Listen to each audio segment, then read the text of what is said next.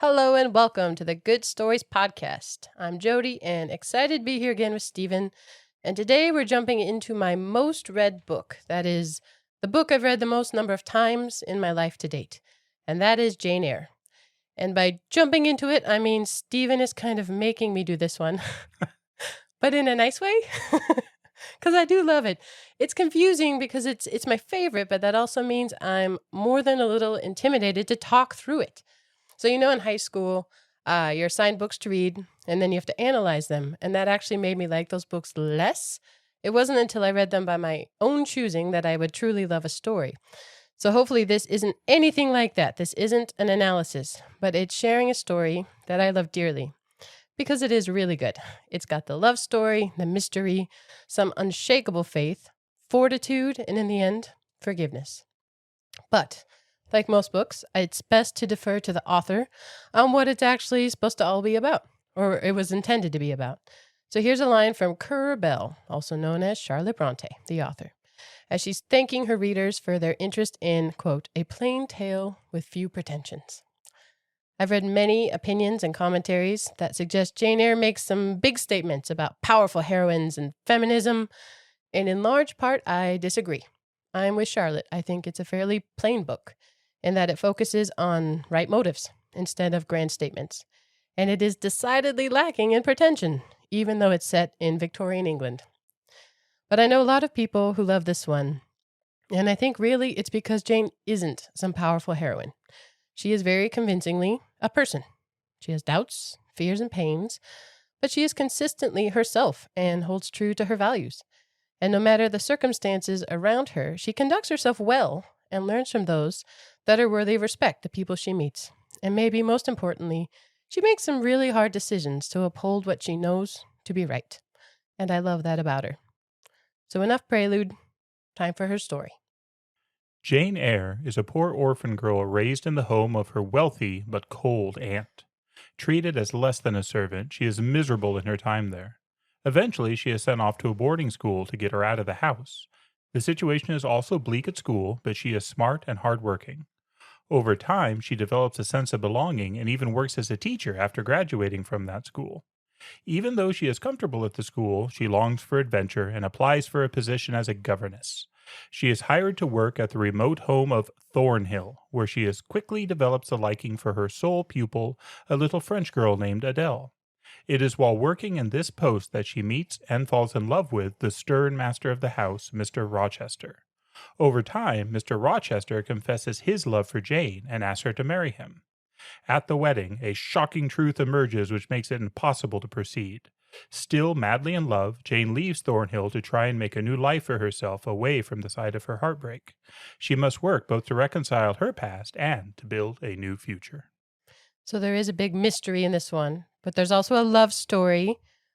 So here's our must-do spoiler alert, because we're going to go through it start to finish. I hope everyone knows this one already. That would be great. But if you don't, there's a twist. So be prepared.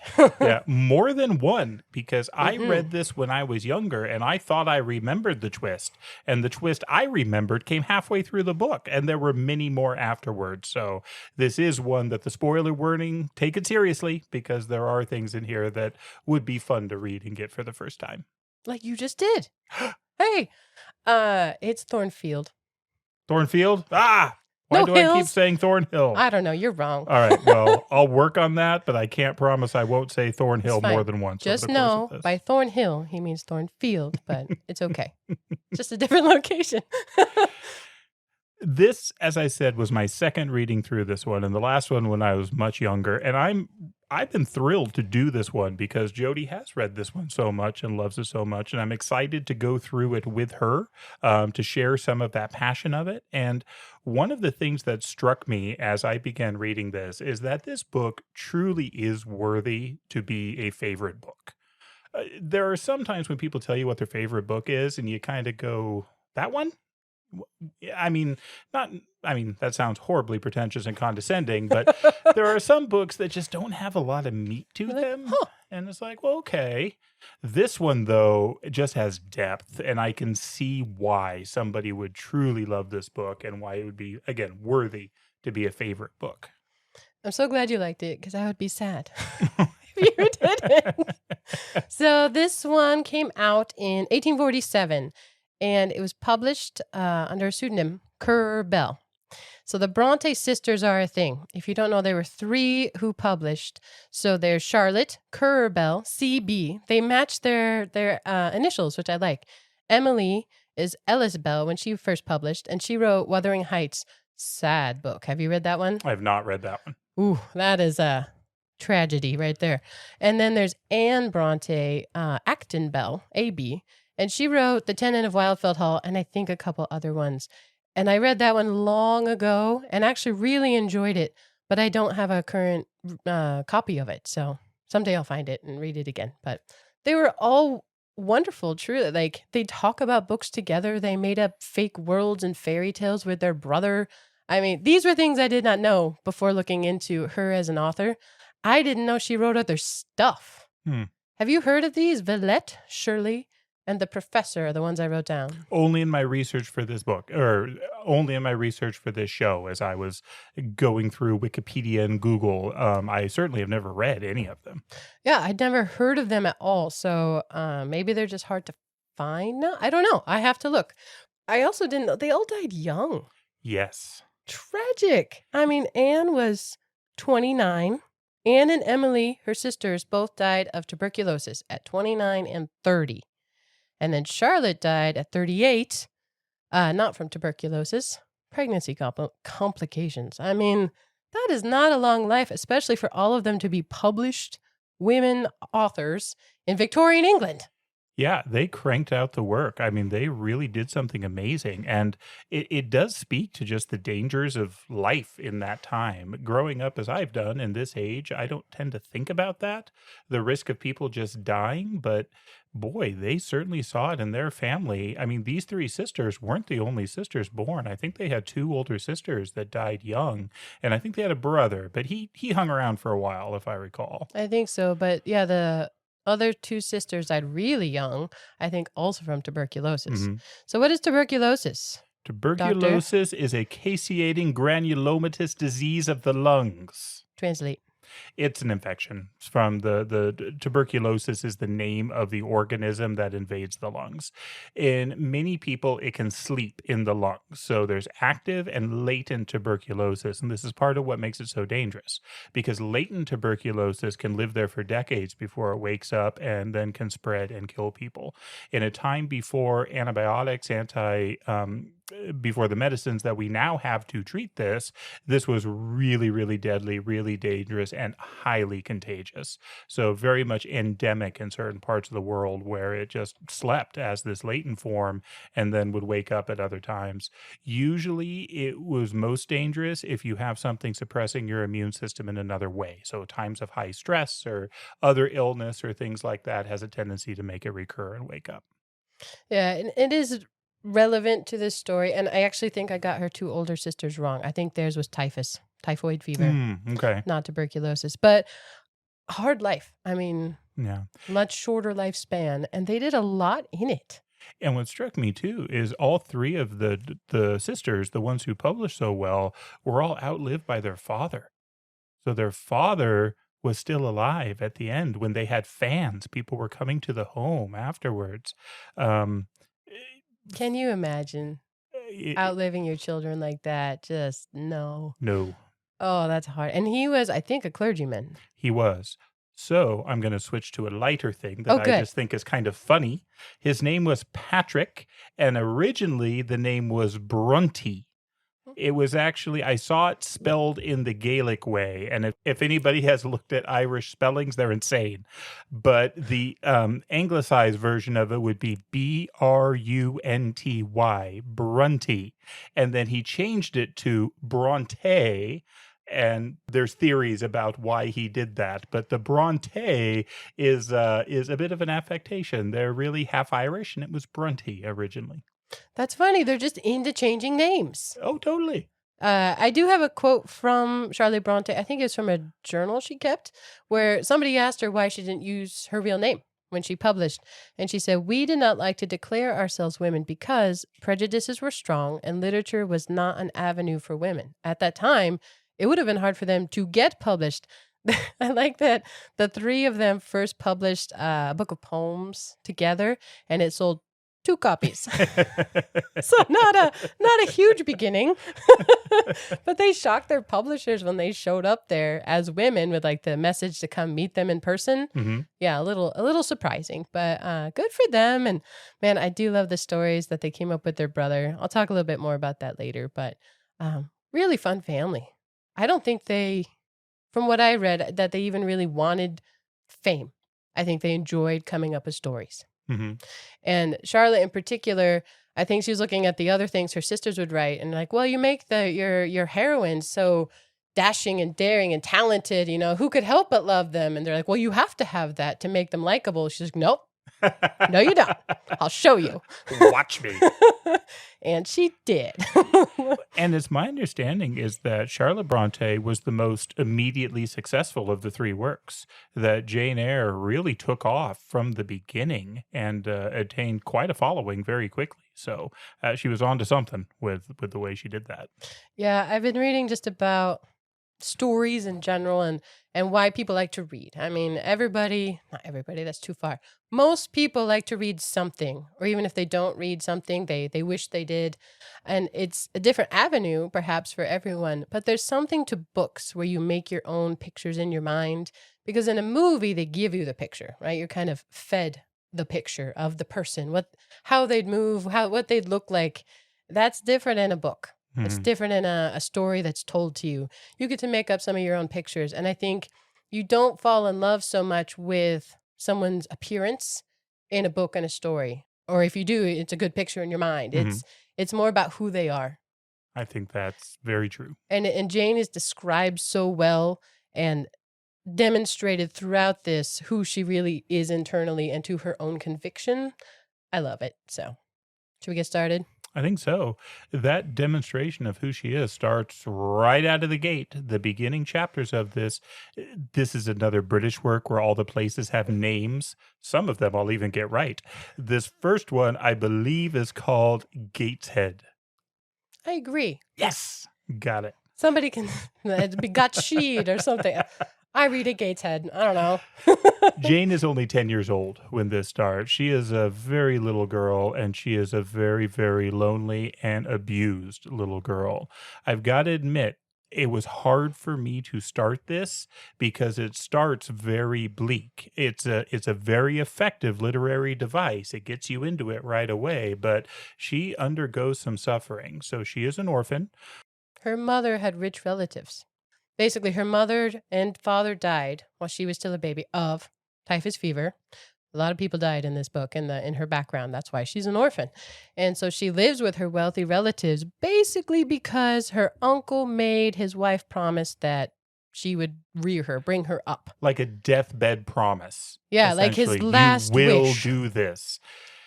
Mrs. Reed, his aunt of Gateshead, is awful, and she does not want to do this. Well, what I noticed through a lot of this is this really irritating hypocrisy, where these people who have things, who are wealthy, have money, are in a position of power or in a position of wealth, are lording it over those who don't have things, but then kind of demanding they be grateful for it. Yeah. Of this thing they're doing. And this is happening with Jane. Mrs. Reed has 3 other children, a son and 2 daughters, and they are monsters, and they are petted and devoted. I mean, so flashes of Harry Potter was what I was thinking through this whole first scene. And Jane can't do anything right, even though she's doing nothing wrong. Yeah, it starts where she's kind of hiding in a nursery. This is where my love of window seats comes from. At the beginning, she's ensconced in a window seat with these curtains around her. It's a rainy day outside, or a cold day outside. She's just enjoying a book. And she doesn't really like to read then. She's a little girl. She likes to look at the pictures. So she got a book of birds. It's like a bird watching book because there were pictures that she could look through. And then John, one of her cousins, the boy cousin, comes in looking for her. He loves to torment her. And he basically says, all this is mine. You shouldn't be here. You don't deserve to live, basically. Mm-hmm. And says, give me that book. go stand over there. He chucks it at her. Yeah. He throws a large bound book at her. She falls, hits her head, is bleeding from his abuse, and she gets in trouble. And it's not just the kids. So Mrs. Reed certainly yells at her, but even the help that are employed there. Bessie is the one that's going to be the most important because she shows up throughout the book. But there's a couple of the employees in Gateshead, and they both scold her for not being grateful, for not acting right. Obviously, John, this little boy who's going to grow up and own everything, you should be thankful to him and do what he wants. I mean, she just can't win. Yeah, and so she is taken away, and in the end, she's locked in what they call the Red Room. Mm-hmm. And remember, this is a little girl, and there's a lot of gothic flavor in this book. I know people who really enjoy that. She is very Christian throughout, and we learn about her faith, but the flavor of the book has like the creepy vibes and the kind of stark architecture and kind of that supernatural. So she's heard ghost stories all her life, and she's locked in this red room, which is where her uncle breathed his last breath. She's locked in the room where he lay dead, and her mind goes crazy. Yeah. She has a true fit of terror, and she screams to get out, and her aunt comes and yells at her again, and she passes out in this room. She has a fit. It's really horrible.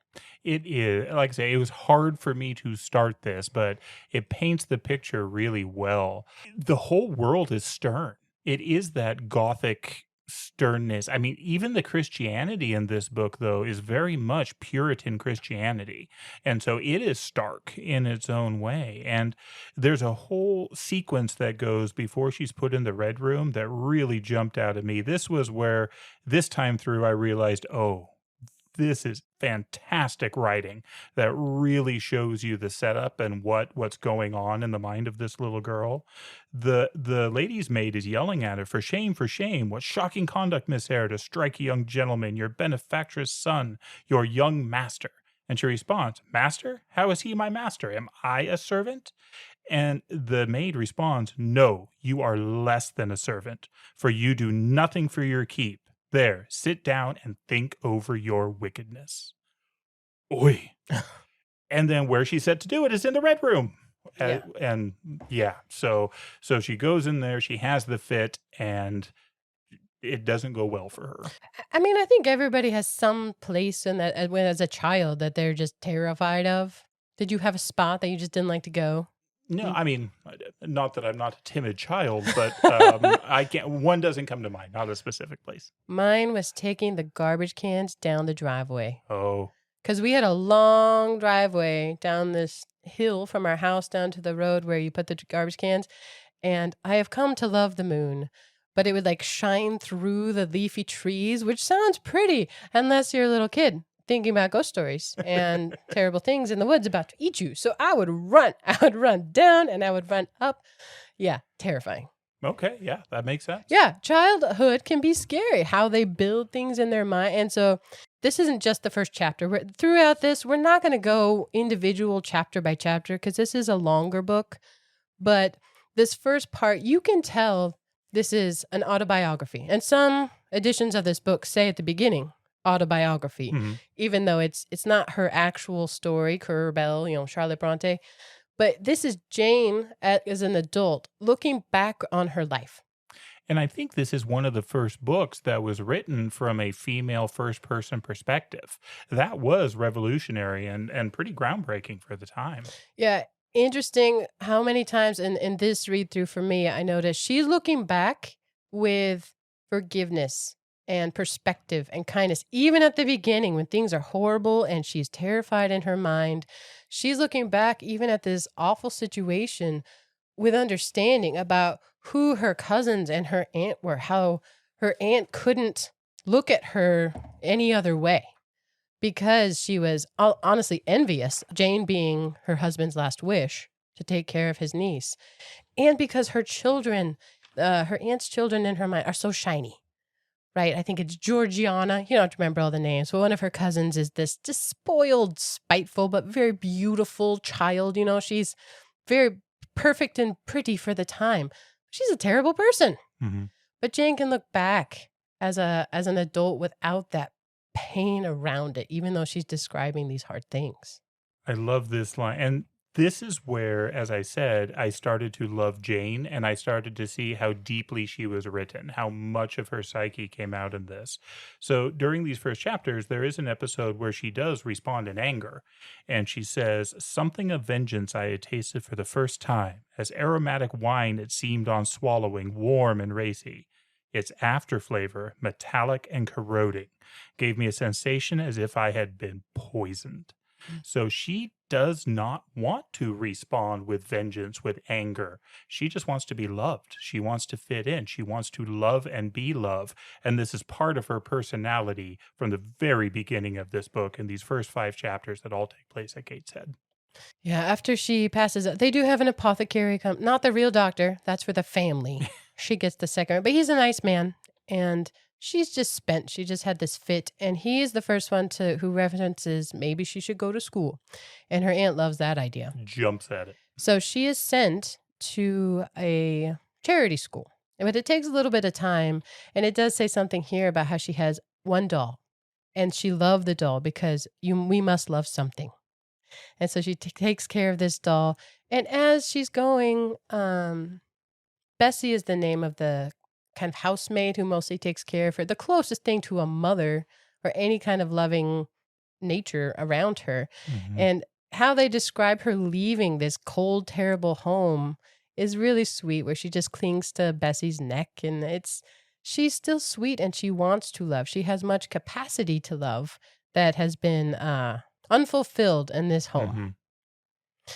Before she goes, she meets the principal, the superintendent of her future Mr. school. Brocklehurst. Terrible person. Yeah, there's a lot of people in this book I just don't like, and Yeah. it starts with a bevy of them. It So does. we've already met Mrs. Reed. John is a terrible little boy, and Mr. Brocklehurst is one of the worst flavor of human beings. He's running this charity school, and he presents himself as this great humanitarian and really pushing Christian ideals.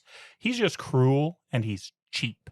And Jane is heartbroken over this initial meeting they have because Mrs. Reed makes sure to explain to him all her faults, what an evil and wicked little girl she is, and how clearly she's going to hell. They use the word deceitful, full of deceit. Like that is the big failing on her part. And I looked it up just for this time period. So being deceitful, I think the meaning of the word has changed a little bit, but then it meant, socially dangerous. You are a danger to the system and to the rules, and a liar.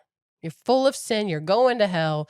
And that is how she's branded by her aunt to this man at the school she's going. She wanted to make a good impression. Mhm. She's already terrified of him because she has been wrongfully represented. And she's heard this her whole life, though. Every adult, every person in authority is telling her how wrong she is, how wicked she is, how just not correct she is.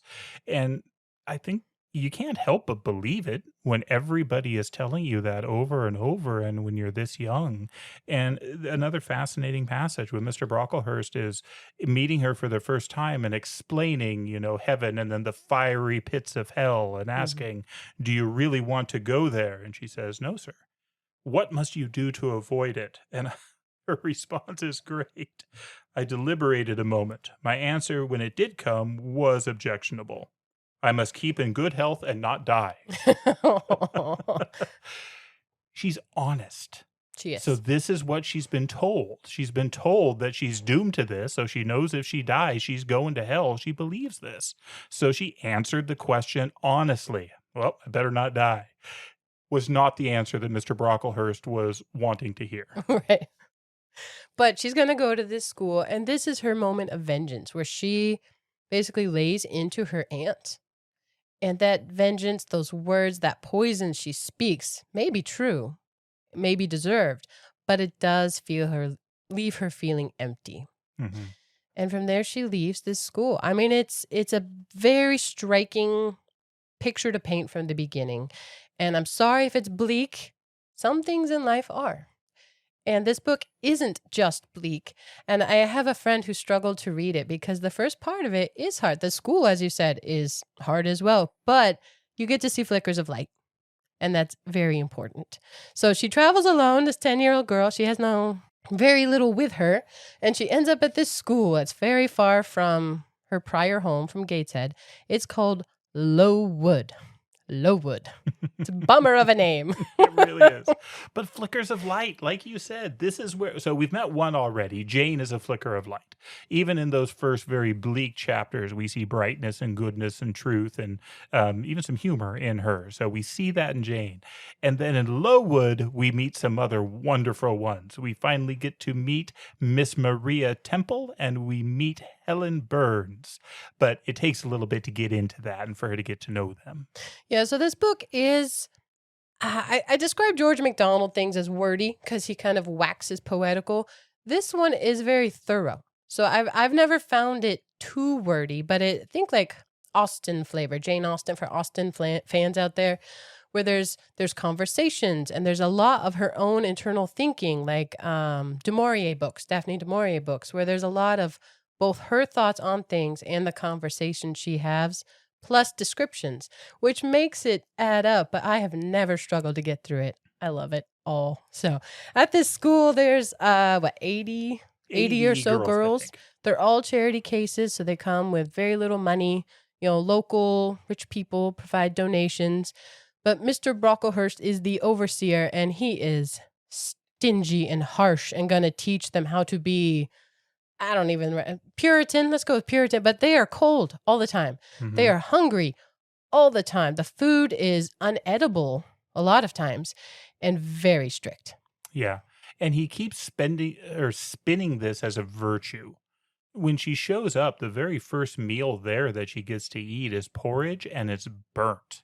The porridge is absolutely burnt. It's inedible. I mean, she's able to eat some because she's starving, but most of the girls can't eat it, and the teachers taste it, and they know it's not edible. And this is where we see Miss Temple. Miss Temple is the woman actually in charge of the school. She's been hired by Mr. Brocklehurst, and she's the boots on the ground. She's the one doing the day-to-day stuff, and she is charming and wonderful. And on her own authority, she gets the girls some bread and cheese for lunch because the breakfast is inedible. But even that, Mr. Brocklehurst comes down on her and says, no, they should be using this as a fast to help their religion. He's just cheap. He's just trying to save money. And so it's bad. It's frustrating and unhealthy. I mean, there's literal starvation and bullying because smaller girls get their, 3 bites of toast taken away by bigger girls who are also starving. I mean, it's but it is a school, and Jane has a heart to learn. So she puts her mind to it. She gets to, she starts in the lowest class because she's little, but quickly moves up. She gets promised that she can learn to draw and some French in future. Like, these are assets at that time. Like, what a gift, especially at a charity school where you get a rudimentary education, especially if you don't try hard. Mm-hmm. But after she's there for a little bit, that's when Mr. Brocklehurst shows up. And he had a report of her from her aunt. And so he is he's scolding Miss Temple for giving them bread and cheese, so they can survive. Don't do that next time. She gets yelled at. But he sees Jane, and he stands this little self-conscious girl up in front of the school to detail her deceitfulness, her lying nature, her selfishness to all the people present. All the teachers, all the other girls see her. She is horrified and shamed. I mean, do you remember getting called out at school in a negative way? Mine were very small compared to that. Mm-hmm. That would have been devastating. She is devastated. Yeah. Crushed, absolutely crushed, because the entire school has heard her branded a liar. And they've been told to shun her. I mean, in no uncertain terms. He first noticed her because she was holding her slate and she was trying to hide from him, but she accidentally dropped her slate and broke it. And so not only did she break the slate, but she then has this humiliation, and it is harsh, but glimmers of light. And this is where we really begin to see some glimmers of light. Before you go there, before he even leaves that day, because he's scolding Miss Temple about overspending and the need for chastity and poverty amongst these girls, his family shows up. He's got daughters and a wife, and they're dressed in furs and silks and they have curled hair. He had just told her that one of the girls with naturally curling hair had to chop that off because that is vanity. He's a total hypocrite. And I learned on this, he is based off an actual school where her sister went and did not do well. Those are the two sisters Hmm. who they went home to die from typhus fever. Happened at this school. There was a reverend owner there that he recognized himself in the description of Mr. Brocklehurst, and she had to apologize to him because he was a little upset. I read that too. I heard he like sued her or tried to for it. Yeah, so she retracted some of the things, but it just is a miserable place there. But again, flickers of light. Flickers of light, and there's two that really shone out for me. The first is Miss Temple, who we already talked about, the one that was willing to take on the anger of Mr. Brocklehurst for the good of the girls. I mean, just to try and feed them, she was willing to step out and do that. But she tells Jane after this, well, she has a conversation with her. She talks with her and asks for her side of the story. And Jane points out her side of it. And some of the things that Mr. Brocklehurst said could be referenced to the doctor that came and talked with her. And so Mrs. Temple says she's going to look into it. And she does. She goes and she gets a message to the apothecary that came and talked with her. She gets the real story and she exonerates Jane in front of the entire school. So she's been publicly condemned from Mr. Brocklehurst, who nobody likes. And some of the kids actually mentioned that probably did you a little bit of good socially. Yeah. Because if he liked you, you'd be done. Fair. But Miss Temple, who everyone loves, exonerated her. And so Miss Temple, beacon of light. Just more to add. Oh, please do. So when Jane is explaining herself to Miss Temple that she feels misbranded by this, and she tells Miss Temple, "You're gonna hate me now. You think I'm a liar." And Miss Temple shows true leadership. She tells Jane, "We shall think you what you prove yourself to be, my child." She's very kind.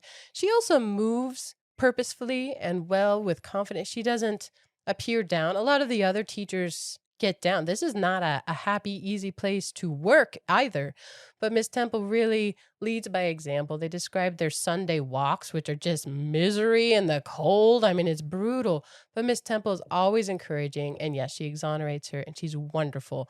And this took me to phrenology. Oh, or bumpology. Yes. That came up in The Hound of the Baskervilles way back when, that episode. But throughout this book, they talk about her organs. She says about herself, she has much of an organ of veneration, Jane does. And she venerates Miss Temple. And this is just a weird way to phrase it. Later, she has other organs. So I looked them up. And basically, your brain was divided into these organs. And by the shape of your head, the phrenology. They're not always about your physical appearance, but these were used, it says, even in hiring decisions. Like you went to a job interview and they look at you and could tell things about you. Mm-hmm. Also in criminal justice and courts of law. That's crazy. And marriage compatibility. I mean, crazy. So adhesiveness is another organ of Jane's. Veneration is one that she shows towards Miss Temple. But they also mention ones like combativeness and benevolence, that somehow you could look at a person and see these things in them physically.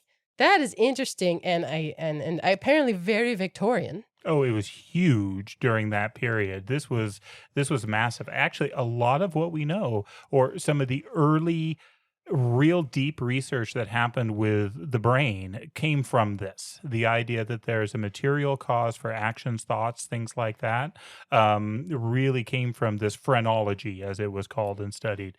It's interesting. Charles Darwin almost didn't get his spot on the Beagle because he had the wrong shaped head. No way. The phrenology almost stopped him. The captain, I think, I'm going to get it wrong. Can't remember if it was the captain or his roommate, whoever was charged of hiring him, was very cool to him because he just did not have the skull of a naturalist. But, he got it anyway. So. Yeah, that kind of thing is, I looked up just the types of things that you would be labeled based on your bumps, your head bumps. So things like secretiveness. These are not applied to Jane. These are other ones. Benevolence, even hope. These are very specific just to look at someone and be like, well, you're not hopeful enough. Yeah, these scientists would take calipers to people's skulls and measure bumps and deformities and things like that. And yeah, you hope it went your way. The other thing that comes up here is what I call true hunger. In one of these times when she just hasn't had enough to eat, she talks about her Barmecide dreams. Do you know this reference? No. I had to look it up. It's from a story in the Arabian Nights, which I read a long time ago. But there's a wealthy man called Barmecide, and he pretends to offer, I think, a poor guest, this lavish feast, but gives him nothing. Hmm. It's this whole kind of farce. And so as she's starving, she's imagining all these wonderful foods and things to eat. But, they don't satisfy, but she enjoyed doing them. And I think it's in one of these, as she's roaming around the quite unhealthy garden outside, for fresh air, that she meets Helen Burns. Helen becomes a dear friend to Jane in just a few interactions. But I think she first notices that she's reading. And she's reading a book called Rasselas. That's how I say it. How do you say it? Yeah, restless. Rasselas. And she notices that Helen is coughing. Those are the two things she first notices about her. But they have a conversation. Jane basically asks her, "What are you reading?" It's a good intro. It's a good start. I looked up that one too. I've not read that one either. I haven't read it, but it's like a philosophical tale, a moral tale.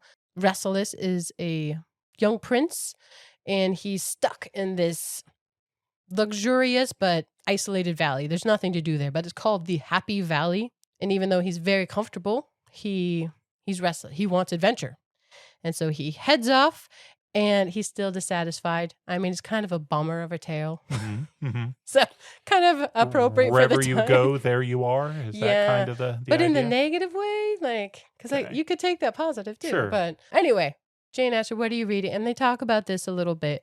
And Jane comments on Helen. She gets in trouble a lot. Just like Jane got in trouble back at home, Helen gets in trouble at school. But she carries it very differently.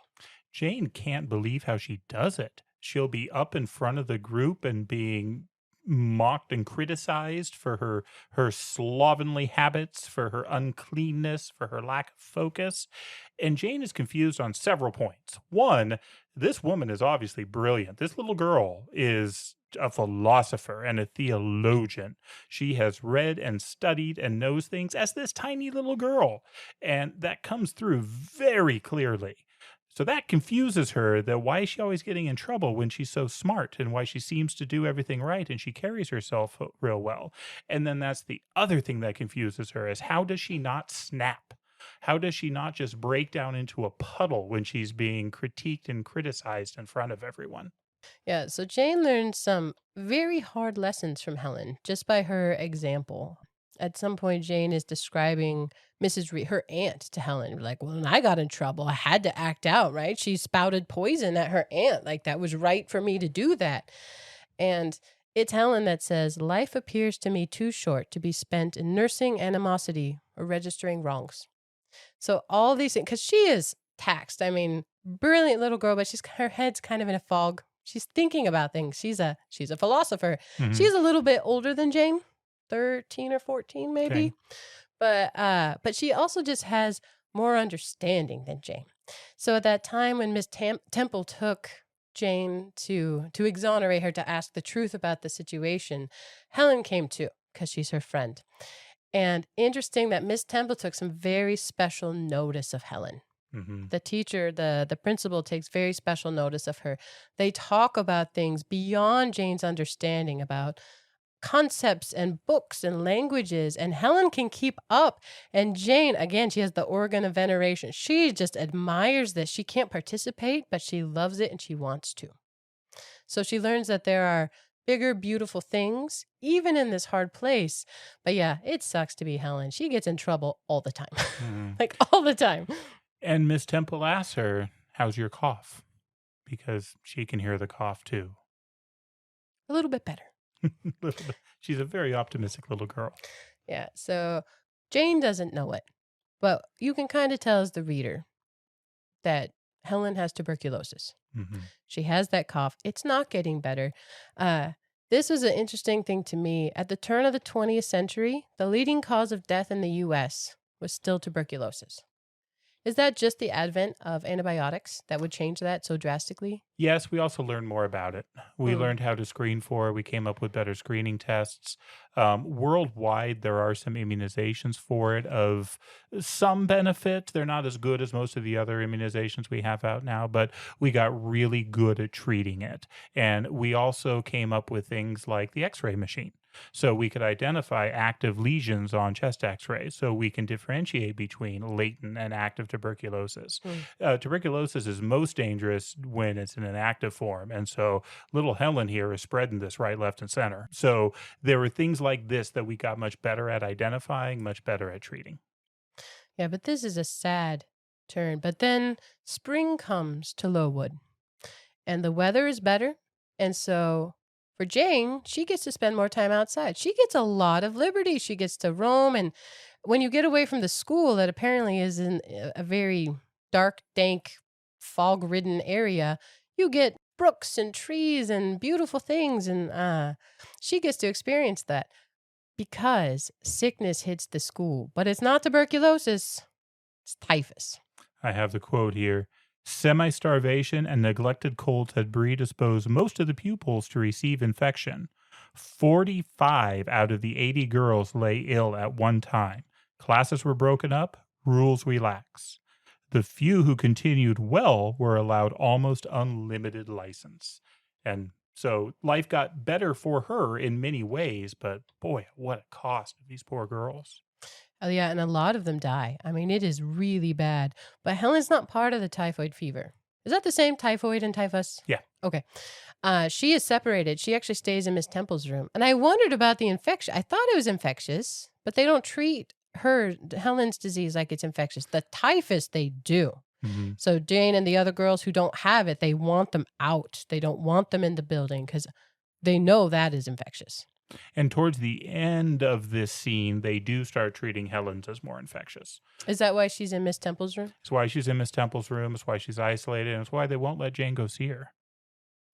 But there's one, I think it's an evening, where Jane is just outside and her senses are heightened. This is another time when you kind of get to see what's going through her head. She's loving life, how beautiful it is, and she's describing the flowers as they're coming out and the night breeze and just loving it. And this loving of life makes her think of Helen because she hasn't seen her in a while. She's been separated. And Jane's a little girl. She doesn't really know that Helen's even sick. Maybe sick, but not dying. Mhm. But she has this conviction that she must find her. She must see her. And so she basically asks where she is, sneaks out of her bed to go find her friend.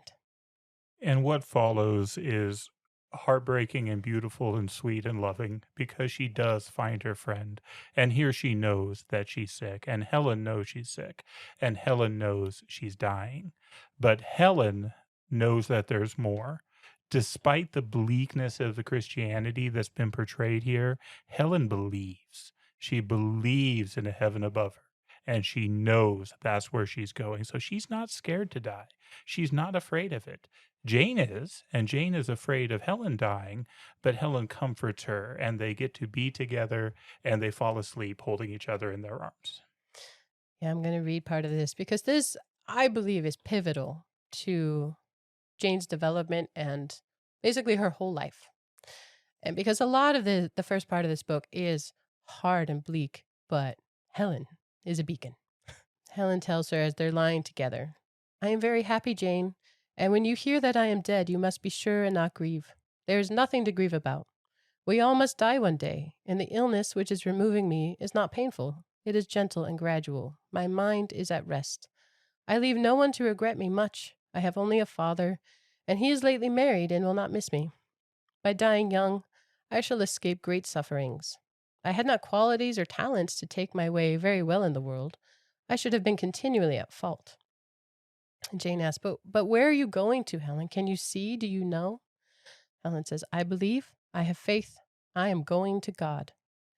Jane asks, where is God? What is God?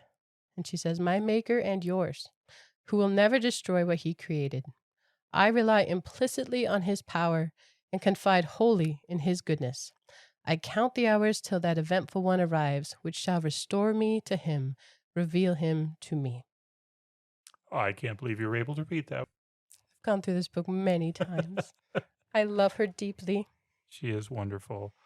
And there's more. I mean, you should read it because it's Yeah. all good. I could keep going. right, yeah, we could spend an hour just on Helen, but here's where she passes and she dies. And I love the end of this chapter. It says, her grave is in Brocklebridge Church. For 15 years after her death, it was only covered by a grassy mound. But now, a gray marble tablet marks the spot, inscribed with her name and the word resurgam. That word is Latin for I will rise again, which is beautiful. And the other thing here is, wait a minute, 15 years later, this girl doesn't have family. She had a father who was forgetting about her. Where did this stone come from? It can only be from the narrator. Jane did this down the road. So that does a couple of things. One, it gives us hope for Helen because she is now in a state of bliss and joy, but it also gives us hope for Jane that she's going to make it out of Lowood and she's going to be in a position to do something good for somebody else. Even on this side of heaven. Yes. So this book spends a lot of time on some chunks and then cruises right through others. And this is a cruising one. After the sickness that hits Lowood, devastating, donors find out. Mr. Brocklehurst is still involved, but he's removed, and Miss Temple is put in charge. They get better funding. They build a new building. They make it healthier for these girls. So while it is still a charity institution, Jane gets a good education there. She does learn to draw. She does learn French. She learns a little piano. She becomes a teacher. She's there 8 years. And they kind of fast forward because it's very similar. Throughout that 8, she's either a student or a teacher, and she enjoys it, but it is very repeated patterns. And when it really changes is when Miss Temple gets married. She finds a clergyman. She marries him. She's happy. She moves away. And Jane kind of consistently, she's somewhat of a sponge. Mm-hmm. She kind of needs someone else to bring her up, to show her, demonstrate things. And she's great at sponging those. And I think at one point she calls herself the analyst. You know, she likes to be around a dynamic character. Well, Miss Temple was that dynamic character. So when she goes, Jane decides it's time for her to go too. Mm-hmm. So she advertises. Yeah. I hate looking for work. This seemed stressful to me, but it turned out pretty well. She advertised and she got a response that somebody may be willing to hire her, and she needed references. She needed references from where she was working now and from Mrs. Reed. Mrs. Reed is only too happy to be done with her, says essentially, I don't want anything to do with her. I'm not going to stop her from getting a job. Let her go. And so the road is clear for her to begin her new job as a governess. That's part of why it was so repetitive at Lowood. She never goes back to Gateshead. Ever. During school. No vacation. She spends it all at the school. But getting the reference triggers a visit from Bessie, her old nurse. And Bessie is happy. Bessie has married, Bessie has a child now, and Bessie just wanted to see her. She now sees Jane as a young lady, and she says she always knew that she was going to be a young lady. And it's very sweet and very fun, and Jane gets to have some warmth of her childhood memories, because Bessie was the only bright spot, and even in the time, it wasn't terribly bright, but way brighter than what was around her. I know. Bessie still calls her plain. She's like, well, you don't look like much, but I can tell you got skills now. The other thing Bessie does, well, here, I'll just read it. Oh, you are quite a lady, Miss Jane. I knew you would be. You will get on whether your relations notice you or not. There was something I wanted to ask you. Have you ever heard anything from your father's kinsfolk, the Eyres? What? She has kinsfolk of her father? I didn't know that. Her father was dead. Her family was dead. She just thinks she's an orphan, but it turns out she didn't know that. She has an uncle in Madeira. Bessie didn't recognize the word, couldn't remember it. She said the wine place, the wine, and Madeira is the place. But yeah, so that gives Jane an idea that maybe she's not alone in the universe, that maybe she does have family somewhere. Yeah, so theirs is a short interaction because she's heading off to Millcote is the town, Thornfield is the house. And she's going to be in charge of one student, Adele. And it's a little girl. She knows she's, 8 years old? But she doesn't know much else. But she's also not over ambitious as to what it's going to be. She's like, nope, I'm a basic person. I'm not a wealthy person. I'm not a beautiful person. So liberty and experiences and adventure, that's not for me. Servitude. Yeah. She's looking for a place to serve. But I can find a new servitude. That was her adventure, was a new servitude. Yeah, so she gets in this carriage and travels very far to this totally new place. She has so few attachments. Miss Temple's gone, and she ends up at an inn in this new place, and nobody's there to meet her, which is rude. That would freak me out. Yeah. I mean, it's not like there's cell phones. There's no one to call. So well, and she's very young in this. So she was there. She's 18 now. Yes. Still a very young girl, very inexperienced, but confident in the things she does know. And she makes her way to this house. I think someone finally comes after she's been waiting. She gets a ride finally. But the letter that she got for this position was from a Mrs. Fairfax. Fairfax, thank you. Mrs. Fairfax. And she thinks she owns the place. And it is this, to her, mansion. Very Gothic in architecture, very dark and gray, but grand. That's kind of how I read it. It reminded me of the Hound of the Baskervilles. Totally. So much of this reminded me of Baskerville Hall. It's in the moors, yeah, very much so. But she meets Mrs. Fairfax and is welcomed very warmly by this elderly lady. And she's asking her about the place and learns, oh, it's not hers. She's the housekeeper. She runs it. That helped her because it was awkward for a moment because she thought her boss was like inviting her to tea and taking off her cloak. And she's like, well, this isn't quite right. But then when she realized, oh, we're both employees. Okay. We can be friends. Yeah. Yeah. This is okay. I did learn that CB, Currer Bell, Charlotte Bronte, also worked as a governess and hated it. They weren't nice to her at all. She called the kids a set of pampered, spoiled, turbulent children who I was expected constantly to amuse as well as to instruct. She did not like it there. I think I read somewhere that the boy threw a book at her, which is where people think she got the scene from like the first John. one. Mm-hmm. Like John. Well, here Jane gets a tour of the house because it's big. And it's called a gentleman's manor house. And she says, quote, externals have a great effect on the young. I mean, she's a little overwhelmed with this place. It's much bigger than Lowood for sure, and different flavor entirely than she's ever been accustomed to. I like that they end up on the leads. This is a thing, leads. They're it's basically the top of the house. In big houses, I think you could stand on them and look out. In books, they're always very private. But they're up high. You have a view. It's like the rooftop, but it's safe, right? Like there's a wall. Am I right in this? There's like a embrasure thing that you can stand behind? I don't know. I'm going to look this up now. I missed this part of it. Oh, when they say the leads, it's always like leads and battlements. They're always up high. So you can look, you're up and looking out. Well, that's awesome. Yeah, so they go up through a trapdoor to get there. I remember the trapdoor. I remember they went up to look around. Yeah, but on their way back down from the leads, we got a reference to Bluebeard. I did not know how often that creepy fairy tale comes up. Over and over. Over and over. You tell it in, which one was it? Scarlet Pimpernel. Scarlet Pimpernel. Stevie talks about Bluebeard. It's unsettling. Mm-hmm. But she is a little unsettled. This is kind of a spooky place, especially because while she's coming down, there is some crazy maniacal laughter through a doorway. Like, what is that? It's described as mirthless. Mm-hmm. There's definitely a mystery in this story because Mrs. Fairfax is like, Grace, stop that. And this woman comes out that was just laughing in this very unsettling way. And she's the most boring person in the world. Grace Poole. And Jane asks, like, who is that? Because that's what she sounds like. And Mrs. Fairfax tells her, oh, yeah, she sews for us. She helps with the house sometimes. Give her no mind. Pay no attention to that. It's weird. Up by the trap door. Very weird.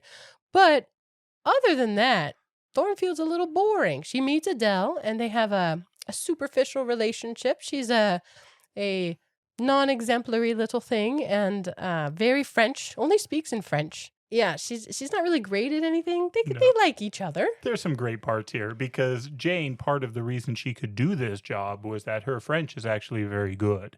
Miss Fairfax can't understand anything Adele says because she is a native French speaking little girl going at a mile a minute.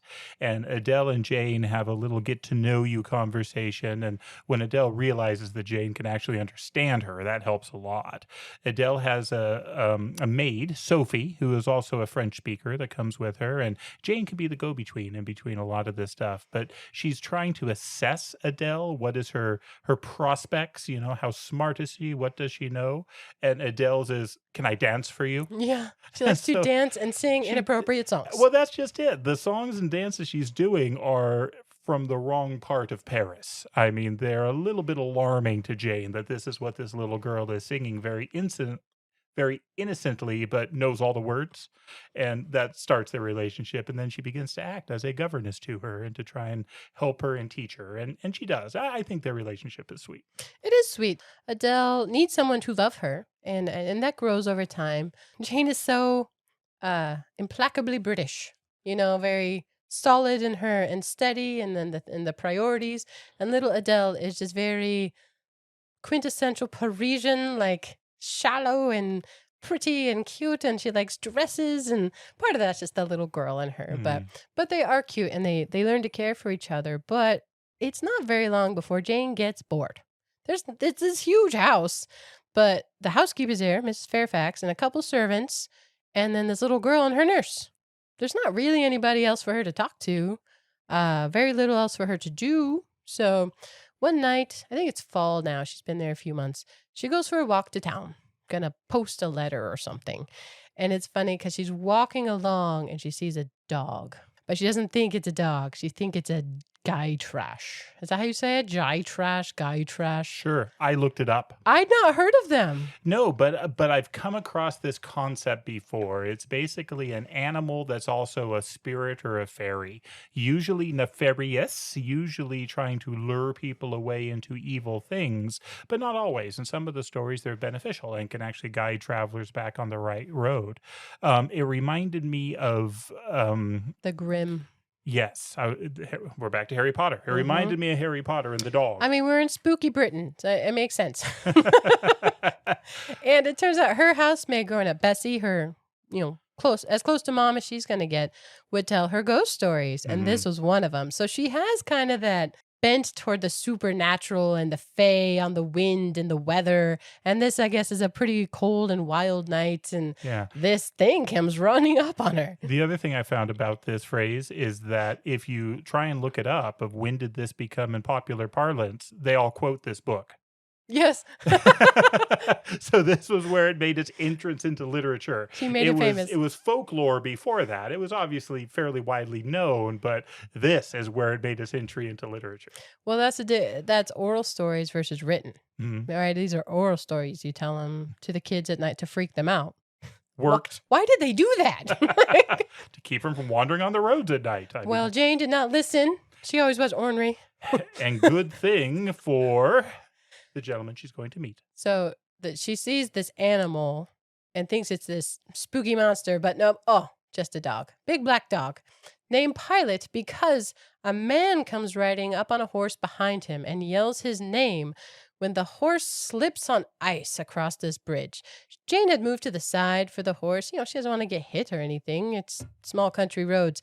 But this man goes down. It hurts. He's hurt. And so in her kind of brave, inquisitive servitude way, she walks up and says, "Can I help you, sir?" And he basically says, "Go to hell." Yeah. But fortunately, he is not only rude, he's also ugly. And so she's not intimidated. People have been rude to her whole life. That's the way it ought to be in her mind. And she knows this man needs help. And if he was handsome, she would be nervous and worried. And should I do this? But nope, he's just mean and ugly. So she can help him. She can step in and be useful, which we're seeing her personality. It's great. She likes curmudgeons. There's a quote. It says, "The frown, the roughness of the traveler set me at ease." I mean, you can kind of get if it was polished manners and things. That's never been something she's done.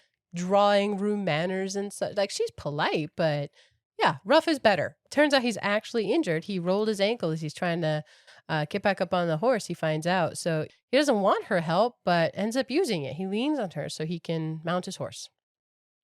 And we learned the dog's name is Pilot. Pilot the dog. He asks her questions, where are you from? Where's that place? Oh, that's Thornfield Hall. You work there. And then he rides away on the horse. Drives away on his horse. Drives away on the horse.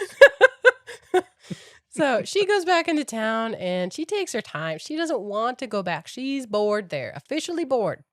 But she had this moment. This thing happened to her on the road. She got to help someone. And so she savors it. She's enjoying that moment. And so she really takes her time going in. But when she does, it doesn't feel the same as when she left. The doors are open. There's fires burning in rooms that are never opened before when she's there. The master has returned to Thornfield Hall, and he has a lame ankle because his horse fell and threw him. So she knows already that was who it is. But life is immediately injected into this house. Makes me think of empty houses, where if they're for sale or they've been long empty, they, even from the outside, they feel empty. Mm-hmm. This house is his. And without him there, it's just kind of rattling about and empty. With him there, there's something going on. She talks about how she had thought that Miss Fairfax kept everything alive and bright and clean and ready to go. And she did. She's a very diligent housekeeper. But when there's really somebody there, it's even more so. And yeah, it strikes her. The man's name, if you don't know it, you should, because he's a literary remarkable character, Mr. Rochester. He has a lot of other names. Mr. Edward Fairfax Rochester. De Rochester. The Rochester. Yeah, Miss Fairfax is apparently a distant relation. But she does not presume upon that relationship. No, not at all. Because he is the master of the house. And it's a big deal. I did read one of the characters that Jane came up with, not Jane, Charlotte writing about Jane. There's a lot of Charlotte in Jane, so I blend them. But there was a man in one of their stories called the Duke of Zemorna. They come up with not just the character, but the land that he's from. He's Alfred, the Duke of Zemorna. He's a petulant, Byronic character with an illegitimate child from an affair. We don't know much about Adele yet, but hint, there's a lot of similarities between this childhood character she wrote and Mr. Rochester in this. With Mr. Rochester, the master at home, things start happening. She meets him, and their interactions are rough to begin with. She is always polite, always answers questions, but he is quite gruff, quite stern, and the questions seem to be coming out of nowhere and turning all sorts of different directions. But again, she kind of is okay with that. His She's sternness, good at it. his roughness, she's like, oh yeah, I got that. And she kind of figures out ways that she can sort of ride that storm and almost control it. Like the impression I get is somebody like riding a really wild horse.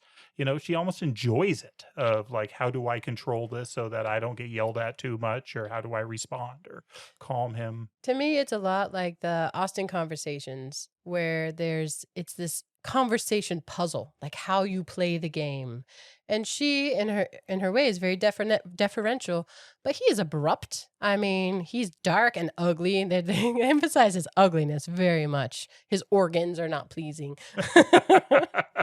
But very brooding, but he's smart.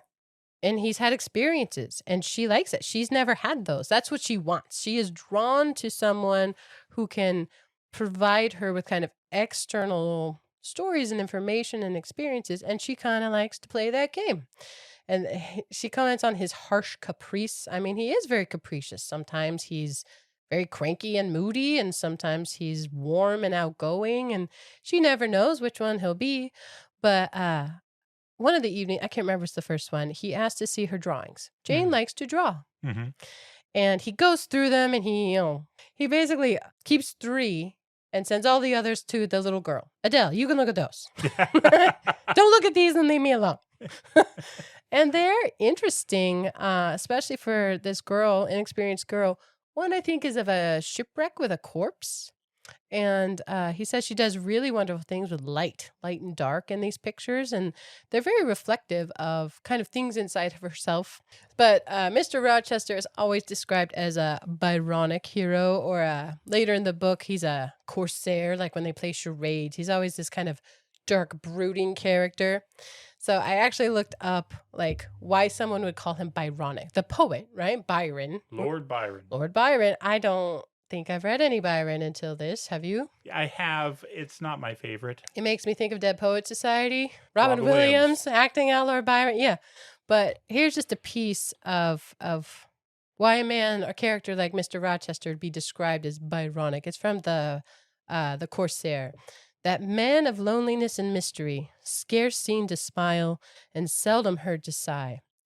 He knew himself a villain, but he deemed the rest no better than the thing he seemed, and scorned the best as hypocrites who hid those deeds the bolder spirit plainly did. He knew himself detested, but he knew the hearts that loathed him, crouched and dreaded too. Lone, wild, and strange, he stood alike exempt from all affection and from all contempt. Kind of fits. Seems very Byronic to me. Does it? Byron is somebody I need to read more. I cannot fairly judge him because I have not read much. What I have read always comes across in that kind of elevated style and bordering on pompous. Mm. And I think I need to read him more to, He's a to lord. understand him. Certainly. Built in. Okay.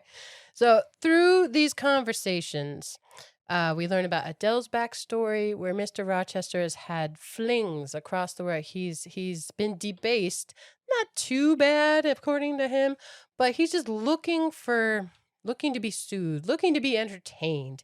He's been listless and wayward and just traveling the globe without really an aim. And so Adele was a child from a French singer who he had a relationship with, but he doesn't believe in any part that she's his. But he brought her back. He is moneyed and he doesn't hate her. He didn't like to see her as a pauper in Paris. Mm-hmm. So he brought her back to be educated in Britain. He clearly still values, British education and things. But he talks about remorse and that Jane, in her inexperience, she should have dread of remorse because it is the poison of life. Took me back to her vengeance speech, her poison, where there was no joy in it, right? He's like, you should avoid that at all costs. Remorse is this horrible, horrible thing. They do in their conversation, because they talk a lot. I mean, they're small interactions, but they seem to both enjoy kind of this back and forth. And there's a lot about a person's nature, actually, throughout this book, where they say, well, that was their nature. They couldn't help it, whether it's good or bad. I think there's some association with the phrenology there, where like, probably. You're born how you're born. You're given the head bumps you're given. Yep. Unlucky brain. Sorry. Which, I don't know. How would you argue then how would you assess someone who makes better of themselves? Because it's complicated and we don't know it all. It's the same way we do now with brain structure. Or, I mean, all the psychological studies about like nurture and nature and things like that. Or even, let's even go broader, right? I can say with fairly strong assurance that smoking is bad for you. Smoking increases your risk of heart attack, stroke, lung cancer, mouth cancer, all sorts of bad things. But you can find people that have smoked 2 packs a day for 60 years and are perfectly healthy. So this is the way clinical stuff works. And that's also where fad things can come in, and it can be very hard to disprove them. It's why it took a long time for phrenology to die out, because you could always come up with I just sort of measured that wrong. Or, we didn't take into account this other bump on the other side of the skull that works against it.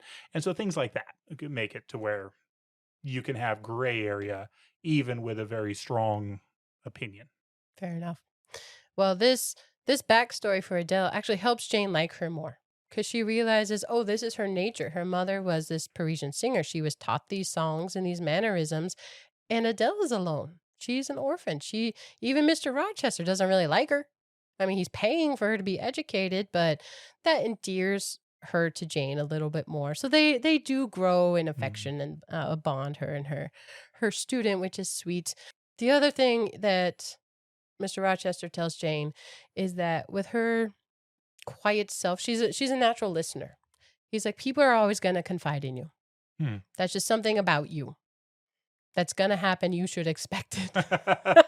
Well, boy, he's right. He's totally right. I blew past that observation because he makes a lot of observations. He does. He talks a lot. But that one, he was spot on. As this is all happening and she's getting to know Mr. Rochester and he's getting to know her and she's governing Adele and she's fitting into Thornfield. Yeah, remember that maniacal laugh? That was weird. Weird things keep happening. And, you know, the laugh is one thing, sounds are one thing. She keeps noticing that Mrs. Poole keeps getting a bottle of porter taken to her to be drunk behind closed doors, and she thinks, well, that's strange. Strange things keep happening. The servants are like, doesn't she know? And they're like, shh, don't tell her. Yeah. So she knows there's something, and she's intentionally being left out. Yeah, but she seems almost surprisingly okay with it. Yeah. I mean, it's Agreed. a house. She's in a house. It seems like if she really wanted to, she could, open some doors. She does not pry. She does not. Until she smells smoke. And then she does. So this is another weird thing. Mr. Rochester's bed catches fire. Jane smells the smoke, runs in. He is out from the fumes. He would have died in this bed. She grabs him, pulls him off. She's able to throw some water on it and douse it. And there is just this burned bedspread. Mr. Rochester wakes up. And there are no answers for what's going on here. He says, stay here.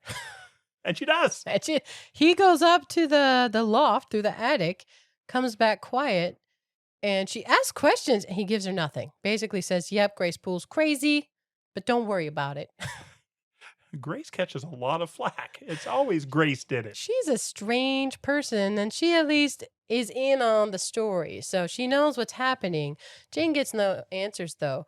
But she's about to go back to bed because he's not offering anything. But he's like, wait, come back. He says, you have saved my life. I have a pleasure in owing you so immense a debt. I cannot say more.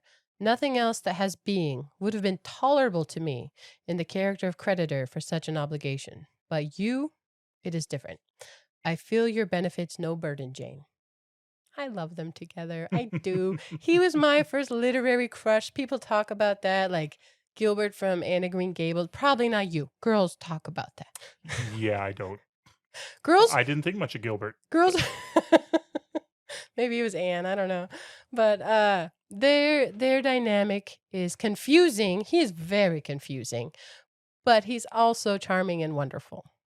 And Jane is a delight. But without being fancy, she's not shiny. She is consistently herself. So anyway, after this, he disappears. Speaking of confusing. Very confusing. Yeah, he takes off. He's gone the next morning because she's like, oh, something will be made of this. No. They're clearing out the bed. He dropped a cigar. That's what burned it. And he's off. And she asks Mrs. Fairfax, when will he be back? She's like, well, I don't know. Sometimes he leaves for a year. He's not gone for a year, but he's gone for far longer than Jane wants him to be gone. But when he comes back all of a sudden, and he comes with company. Society returns with him. Wealthy people and their very eligible daughters are in tow, and all of a sudden, Fairfield, if it was busier with the master home... Thornfield, brother. Thornfield. If it was busier with the master home, it is hopping with all the guests and that they now come arrive. And they stay. This whole idea of society is weird to me. And I think that's why I don't love Austen as much as I like Jane Eyre. Because the society comes and they're described. Jane is analytical, and she is not just requested, but commanded to be in the room every evening. She has no place there. It's so awkward for her. And it's uncomfortable for her. Miss Fairfax gives her some tricks on how she can, meet the requirement, but be subtle about it. And she finds her spot in the corner in the window seat, right? And that she kind of hangs out and watches everything. So it is a whole group. We don't have to go through all of them. The important one is Blanche Ingram, the most eligible and beautiful. She is shiny, and she's wealthy, and she is into Mr. Rochester. They are clearly flirting hard. It is obvious. Yeah, they play charades and they have the actual marriage. Okay, the way they do charades is not the way I ever No. understood charades to be. Fair. They are putting on full mime plays with props and costumes, and they are elaborate and complex. This is a far cry from the what are you acting out? It's a puppy. 3 words, yeah. Yeah. And their team. So there's a team who puts on the play, kind of the still play, and then there's a team who can they chat about it and guess together. It's kind of the boring way to play charades. Jane was really worried they were going to make her be involved, but she was able to get out of it. Yeah, all good. But Blanche Ingram, who Jane becomes convinced that Mr. Rochester is going to marry her. She's positioned, she's beautiful, why not? She's horrible. She is arrogant and scathing. She's mean to the child. I mean, not a little bit, but like kicks at her. I mean, just that's kind of a terrible person. Not even kind of, entirely a terrible person. Agreed. She's cruel. And as Jane's watching, the thing that really gets her is that she sees how Mr. Rochester could actually enjoy her company if she'd acted differently. Jane sees how if she was beautiful and positioned, she could do that. Blanche doesn't do that, but and she knows Mr. Rochester doesn't love that woman, but apparently they're getting married because of society and position, which is gross. Yes. Because exciting things keep happening in this house, though. It is exciting, yes. The next one, this one threw me for a loop. I had forgotten completely about this. The gypsy fortune teller who shows up. All the wealthy people are here. All the society socialites are here. And this old grumpy gypsy woman shows up in the lobby and says, I'm here to tell fortunes. But she's very specific about whose fortune she's willing to tell. She won't speak with any of the men. She only wants to speak with the young unmarried women. And the socialites think this is just a hoot. They get excited about it. And they're like, yes, we're doing this. And they start going down one at a time. So that made me think of a Chesterton, because I've been reading some Chesterton. He has an essay about how you actually experience things is just you'll have more experiences in adventure just talking to someone entirely unlike you. You know, the guy on the street, the maid, the whatever, you know, the people you bump into. But the more wealthy and kind of boring you are, you make these silos of people who kind of satisfy what you expect to happen. That's what this is. They're bored. They're so rich. They can choose their adventures. They choose everything. They talk to the same people. And this outlier gypsy lady shows up. That's why they're excited, because it's something actually new. These people are bored. Even though they have everything, they're entirely just boring people. Mm-hmm. Anyway. We don't get to witness the interviews with the gypsy.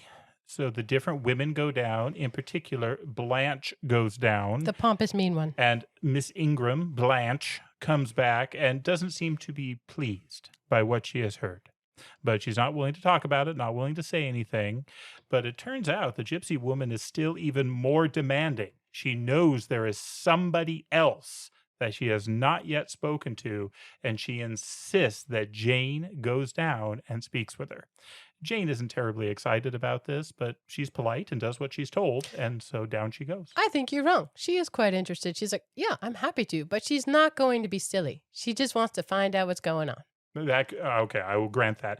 I love the passage with her, though. So we do get to witness this interaction, and the beginning of this is wonderful. It says, well, and you want your fortune told? She said in a voice as decided as her glance and as harsh as her features. I don't care about it, mother. You may please yourself, but I ought to warn you, I have no faith. It's like your impudence to say so. I expected of you. I heard it in your step as you crossed the threshold. Did you? You have a quick ear. I have, and a quick eye and a quick brain. You need them all in your trade. I do, especially when I have customers like you to deal with. Why don't you tremble? I'm not cold. Why don't you turn pale? I'm not sick. Why don't you consult my art? I'm not silly. There you have it. So she is interested. She's just not over-invested. She's not there to actually have her fortune told, but, there for the novelty. But before the gypsy lady showed up, another wealthy gentleman showed up, Mr. Mason. Jane saw him come in. She's like, I don't know that guy, but he's part of the group. Apparently, these social, again, they're bored. And there's a new guy, so awesome. Hey! But he was not young and unmarried girl, so he didn't get invited to go talk to the gypsy. So we know he's there too. But as she continues talking to the gypsy, it's weird. Like she calls Jane out on different things and one man that you might have noticed more than others and the dynamics and all these things. And it becomes very surreal for her. It does. They talk about Mr. Rochester getting married and what's going to happen on that. The gypsy gives sort of a wink, wink. Yeah, might not happen. Twist! Surprise! It is not a gypsy woman. It's Mr. Rochester in disguise that they're talking. She's been talking with this whole time. I actually don't like that about it. That's very manipulative. It's very Jane is a little upset, but she reflects and is like, okay, I didn't put myself wrong. We're okay. And he wants to know what's happening, with the rich people over there. And she's like, oh, they're talking about you, right? The gypsy. Oh, and this man showed up, Mr. Mason. And Mr. Rochester is a large, powerful man, ugly as all get out, but a force in his own right. The name Mason, though, hurts him. Mhm. Visibly shaken, the man falls to a chair and says something. I forget. I've been wounded or cut. Oh, I've or- had a blow. I've had a blow. I've had a blow, Jane. Just the name of Mason. And Jane had not been impressed with Mr. Mason. Kind of a soft, Mhm. unimpressive dude. No, Mr. Rochester. Yeah, like that guy gave you a blow, but she is there to serve, and she's like, lean on me, let me help you. And basically he tells her, someday you will curse my name because of that man. Hmm. And he asked her, like, what if they all turned me out? What would you do? Would you abandon me as a friend? And she's like, no, I'm here to help you. Again, without giving her answers, he doesn't do that. No, not at all. But he does send her to bring Mr. Mason to him and to head out. And so she does. And she's surprised that Mason is invited to stay. He gets a room that night. Mhm. She hears him, Mr. Rochester's help him to bed. He goes to bed. Mr. Rochester goes to bed. The socialites go to bed. Jane goes to bed. Everyone goes to bed until more weird stuff. There is a blood-curdling shriek. Everybody is now awake. All these young socialites are running out of their rooms.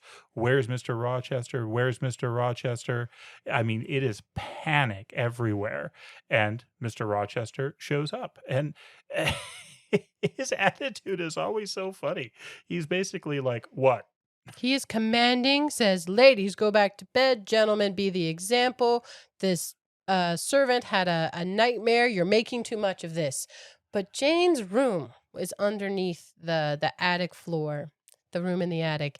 And she heard 3 words. She heard, and nobody else heard, help, help, help. So she puts her shoes on, gets dressed, puts her shoes on, and she waits. And everybody goes back to bed. It's dark. It's quiet. She's getting sleepy finally after this murderous scream when Mr. Rochester knocks on her door and says, hey, are you still up? Yep. And he has her bring a pitcher of water and a rag, and they go up to this room, and he draws aside this curtain. They open this secret area, and she can hear like almost this animal sound behind the wall. It's strange, but she sees Mr. Mason bleeding in a chair, and the man is white. She doesn't know if he'll live. Rochester basically says, bear up, man, you're fine. Mm-hmm. But Mason says things like, she attacked me with her teeth. She came at me with her neck. She said she'd kill me. And Jane is thinking, Grace Poole? Yeah. That? Her? What? Yeah. And Mr. Rochester leaves her to basically soak up the blood. He gives her very specific instructions. No conversation. She is not allowed to ask any questions, to speak with him at all. And yeah, here's the water. Here's the rag. Soak it up till I get back. How sad is it that this man, with full of money and position, has no one else in the world that he can trust other than this girl that he met a few months ago? Mhm. And clearly there's some terrible thing happening, and she's the one he can rely on. That's painful to me. But yeah, she's there in the dark and they're looking at each other and it's horrible. And she doesn't know if he'll die. And she's this is a quote, what mystery that broke out in fire and now in blood. There was a fire and now someone has been attacked. And Mason is there, and it describes her surroundings and just waiting for the dawn. And it's a long interval because she can still hear animal sounds behind this door. Eventually, though, the light comes up. Rochester comes back with a doctor, and they bind up Mr. Mason. He kind of hustles him out the door, and he leaves him in the care of the doctor. Well, before that, though, the doctor doesn't even want to commit that this guy's going to live. He thinks he's going to die. And Rochester pulls out this patent medicine that he picked up in the Indies or something. And he says, on my authority, I will give him this medicine. You probably wouldn't approve, doctor, but this will work. It does. I mean, he gives it to him, and yeah, away he goes and out the door. And no answers for Jane. None whatsoever. Some gratitude, but no answers at all about what's going on. And the next morning is all as if it didn't happen. When the other people come down and ask, where's Mr. Mason? It's, well, he left already. I'm backing up a little bit. Mason's hustled into this carriage. Mason tells Mr. Rochester, take care of her. And Rochester says, I do my best and have done it and will do it. And he sends this guy off with the doctor. And then Jane's ready to go in. She's exhausted. She doesn't know what's happening. She's kind of covered in blood. Someone else's blood. I mean, this is traumatic. And they walk in the early light together for a minute. And he tells her that that man can be my undoing. Mm-hmm. You know, he kind of gives a bit more of the story, but no actual answers. And he says, you too, Jane, have power over me. And she tells him, if you have no more to fear from Mr. Mason than you have from me, sir, you are very safe. But then somebody wakes up and they're like, oh, Mason was off before you. So fake. You missed him. Oh, darn. So there's strange, murderous things that happen in between times. And then the rest of the time, it's so shiny and it's very odd. And I think the pacing here in particular is very good because there's this wild thing that happens with Mr. Mason with no answers that's insane.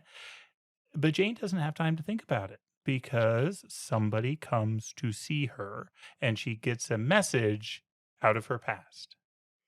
A servant comes from Gateshead. It's actually Bessie's husband, I think, that says, your aunt is sick. The son, John, committed suicide. He wrecked himself, killed himself, ruined their fortune, and your aunt is dying, basically from the stress of it. It's abrupt and tragic, but her aunt wants to see Jane. She says, yes, I will come. And this line is so good because I don't think most people could get there, especially over the course of 8 or 9 years since she's been there. She says, the gaping wound of my wrongs was now quite healed and the flame of resentment extinguished. Yeah, Jane has learned a great deal. She has learned she doesn't like that poison of vengeance. And she really is a being of love. She really does care and can forgive. And it is admirable. And she acts on it because she acts on who she is and what she does. And she has to go find Mr. Rochester to say, I've got to go. She has to kind of pluck him away from his society friends. And he's not too happy with the fact that she's leaving. He makes her promise to come back. And he tries to get her to come back as soon as possible. But she tells him it may be a little. I don't know how much they're going to need me. Might be a week, might be 2 weeks, but I'll come back as soon as I can. Yeah, and then the society interrupts and he runs off. So, but she goes to this place, to Gateshead, the place where she spent the first 10 years of her life. And it describes how all the inanimate objects are the same, like the rugs on the floor and the books on the shelves. She sees the same bird book, but the living things had altered past recognition. So the son is dead, the abusive son, John, who would have been master. Apparently he lived a debased life and wasted the fortune. And yeah, Mrs. Reed, her aunt, is out of her mind most of the time, but clearly going to die. Her cousins, the girl cousins, are still there. And they are, Eliza is hermetic. I mean, she's very much into her faith, but not in a positive way. She is sad and bleak. Mm-hmm. And then Georgiana is pretty, but shallow and spiteful and spoiled still. They're not happy. None of them are happy. And I do think that Charlotte Bronte does a great job. What she's trying to do with this with the two girls, I think, are they're the two sides of Mrs. Reed's character.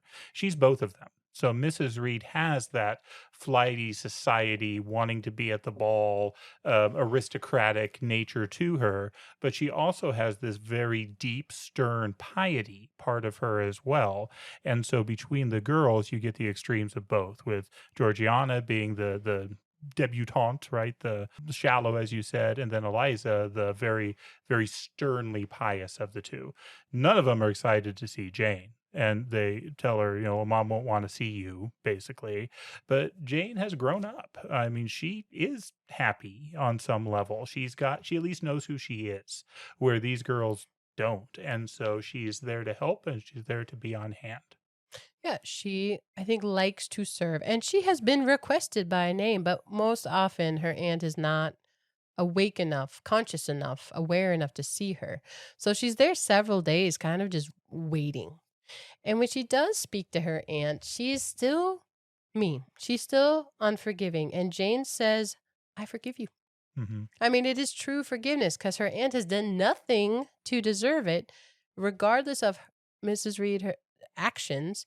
She has been forgiven. Jane has truly let it go. It wasn't just like, oh, I think I'm over that. She let it go. I Mm-hmm. mean, how amazing is that?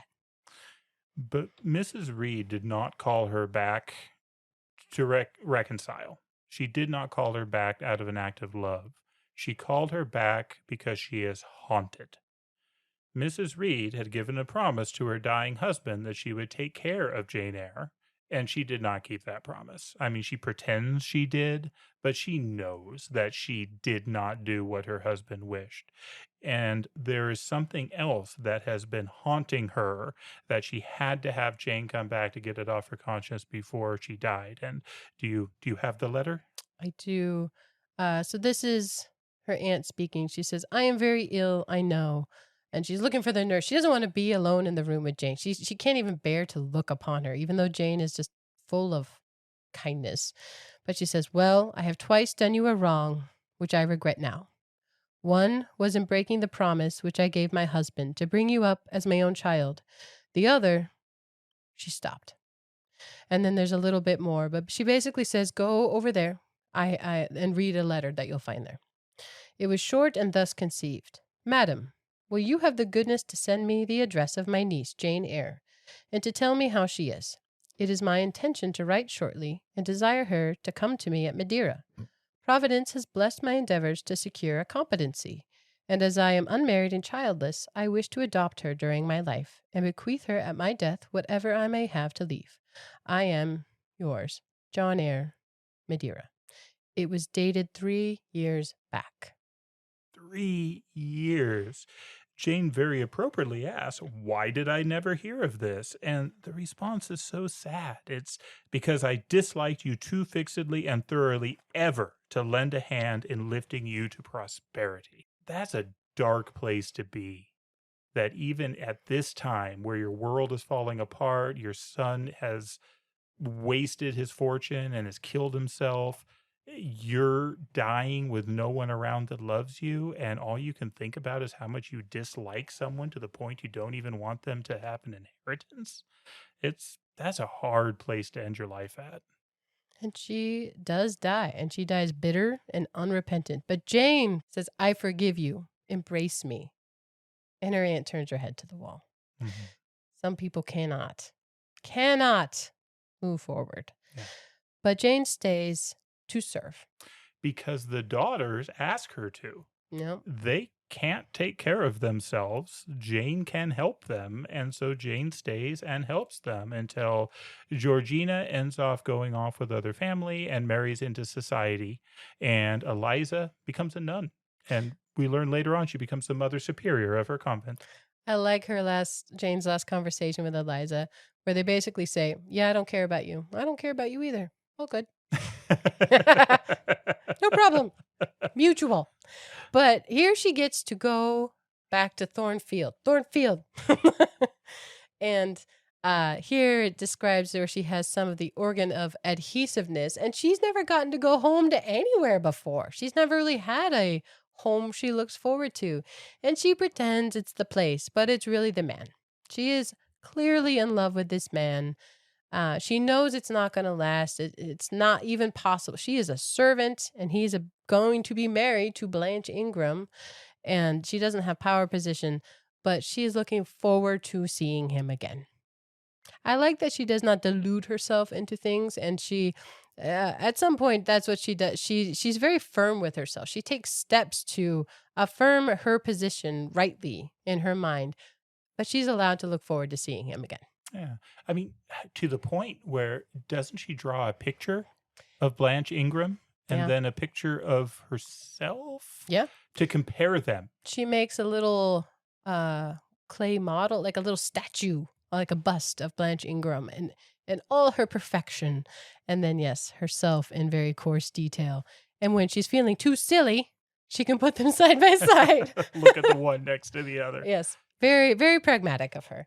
But she is looking forward to going home, and she comes through the fields at dusk, and he's in the garden drawing or writing a letter, I can't remember, but he's happy to see her, and it just makes her so happy. Mm-hmm. And their conversations are wonderful. Which leads into not the climax of the book, but a big moment. And it goes back to the garden. Jane is walking in the garden, and she sees that Mr. Rochester is coming by, and so she kind of hides. Yeah. Because she doesn't want to be seen. So she finds this place where she won't be seen as he's walking around. She assumes he's just going to go, but he doesn't. He's like looking at this moth really intensely, and he's like, okay, he's looking that way. I can slide this way. And without looking around, he knows she's there. So, Jane, come and take a look at this moth. And he describes it, how it's a rare species to be in this latitude. And then the two of them start talking. They start talking about how obviously he's going to be married, and Jane brings up some very practical points. Adele cannot be in the house when Miss Ingram is there. She has to go to school, and Jane needs to go somewhere else when Miss Ingram was there because Adele won't be there to teach anymore. And Mr. Rochester starts talking about, well, I think they've had this conversation in the past a little bit. Jane had made him promise that before Blanche Ingram was mistress in the house, that both her and Adele would be out of it and somewhere else. And he said, leave it to me. Don't look for yourself. Let me do it. And I do love this entire conversation. I don't really read a lot of like romance books for romance purposes, but this is them being truly them and trying to be honest, but they don't really know how because there are things in the way.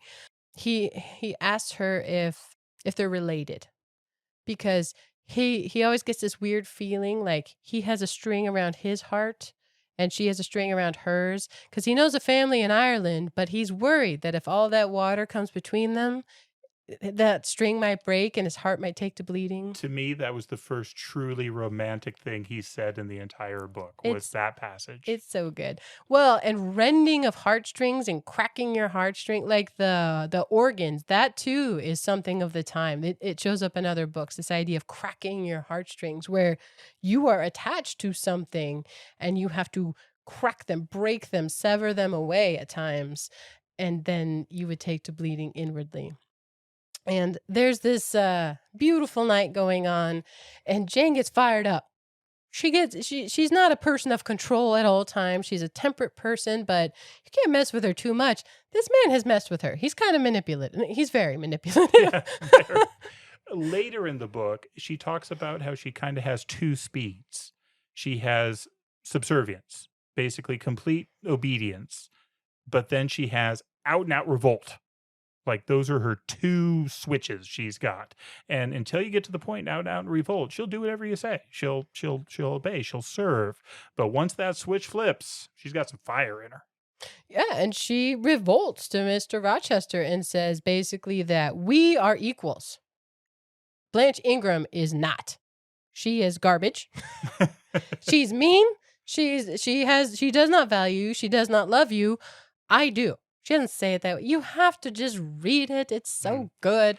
But she declares herself equal with him, even though she is his servant in the household.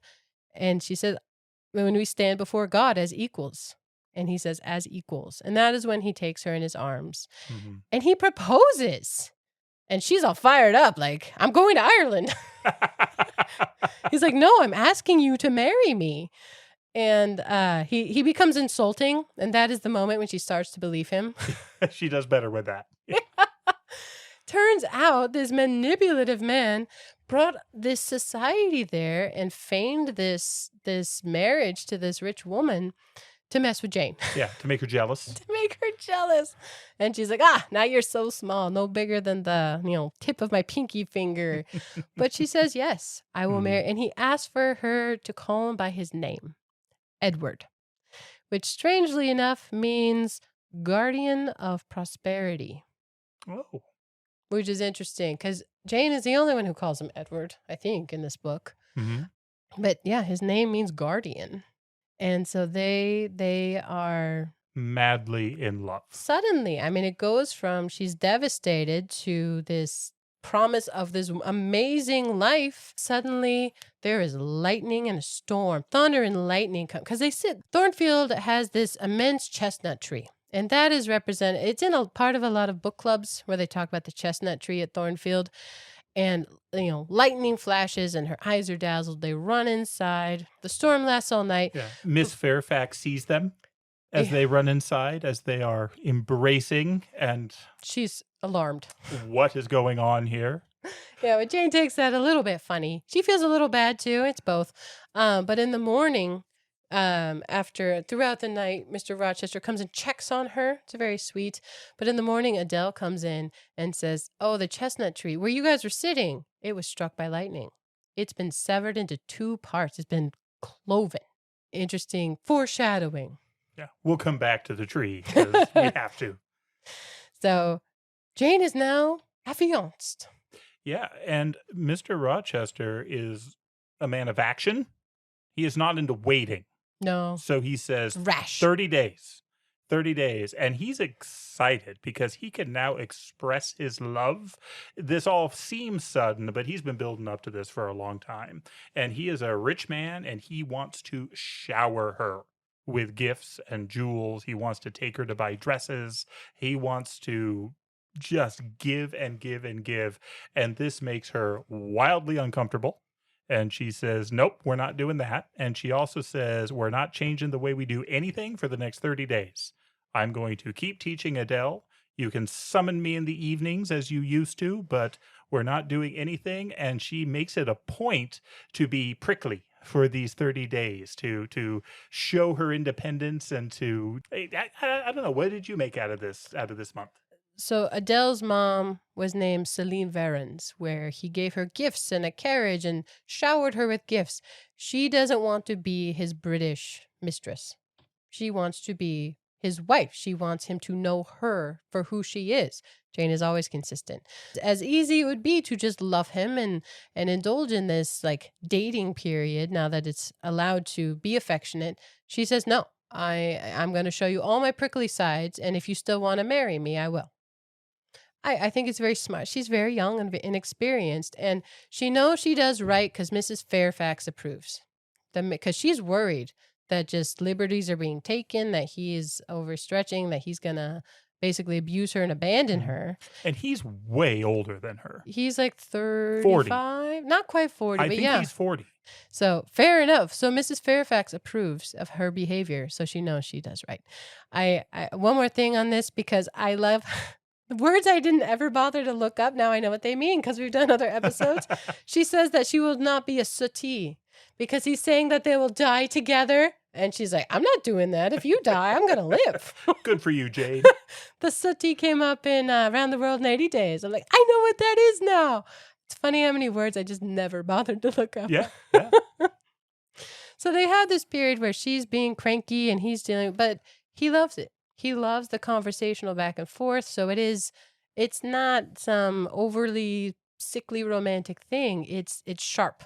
Mhm. It's critical. There's flavor there, and that suits them both. Yeah. Much like a man too handsome would be uncomfortable for her. I think the dresses and all these things that he tries to do, they would not suit. Mhm. And she feels that strongly, but the time is going by, the 30 days are passing, but Mr. Rochester has all sorts of stuff to do. I mean, he's a wealthy man, he owns a lot of property, and there are some things that he has to go take care of before he gets married and goes off on whatever round the world honeymoon they're going to do. And so he's gone for a little bit of this. I mean, he doesn't stay away long, but there are days where he's not there. And when he comes back before the wedding, like right before the wedding, Jane is upset.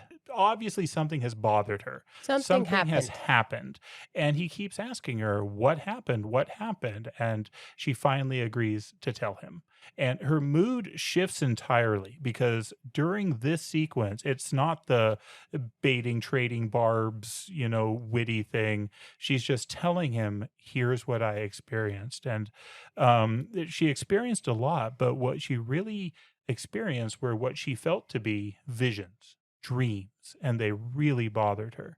Earlier in this book, they had done some foreshadowing of this, where I think it was Bessie talked about dreams involving a child meant something bad was going to happen. Trouble. We learned that earlier, and all of a sudden, she's had a couple dreams. There's two dreams she has with a child. One is she's taking a journey on an unknown road with a child. The other dream is Thornfield is in ruins. It is absolutely in ruins, and she's there with a child. And these are alarming.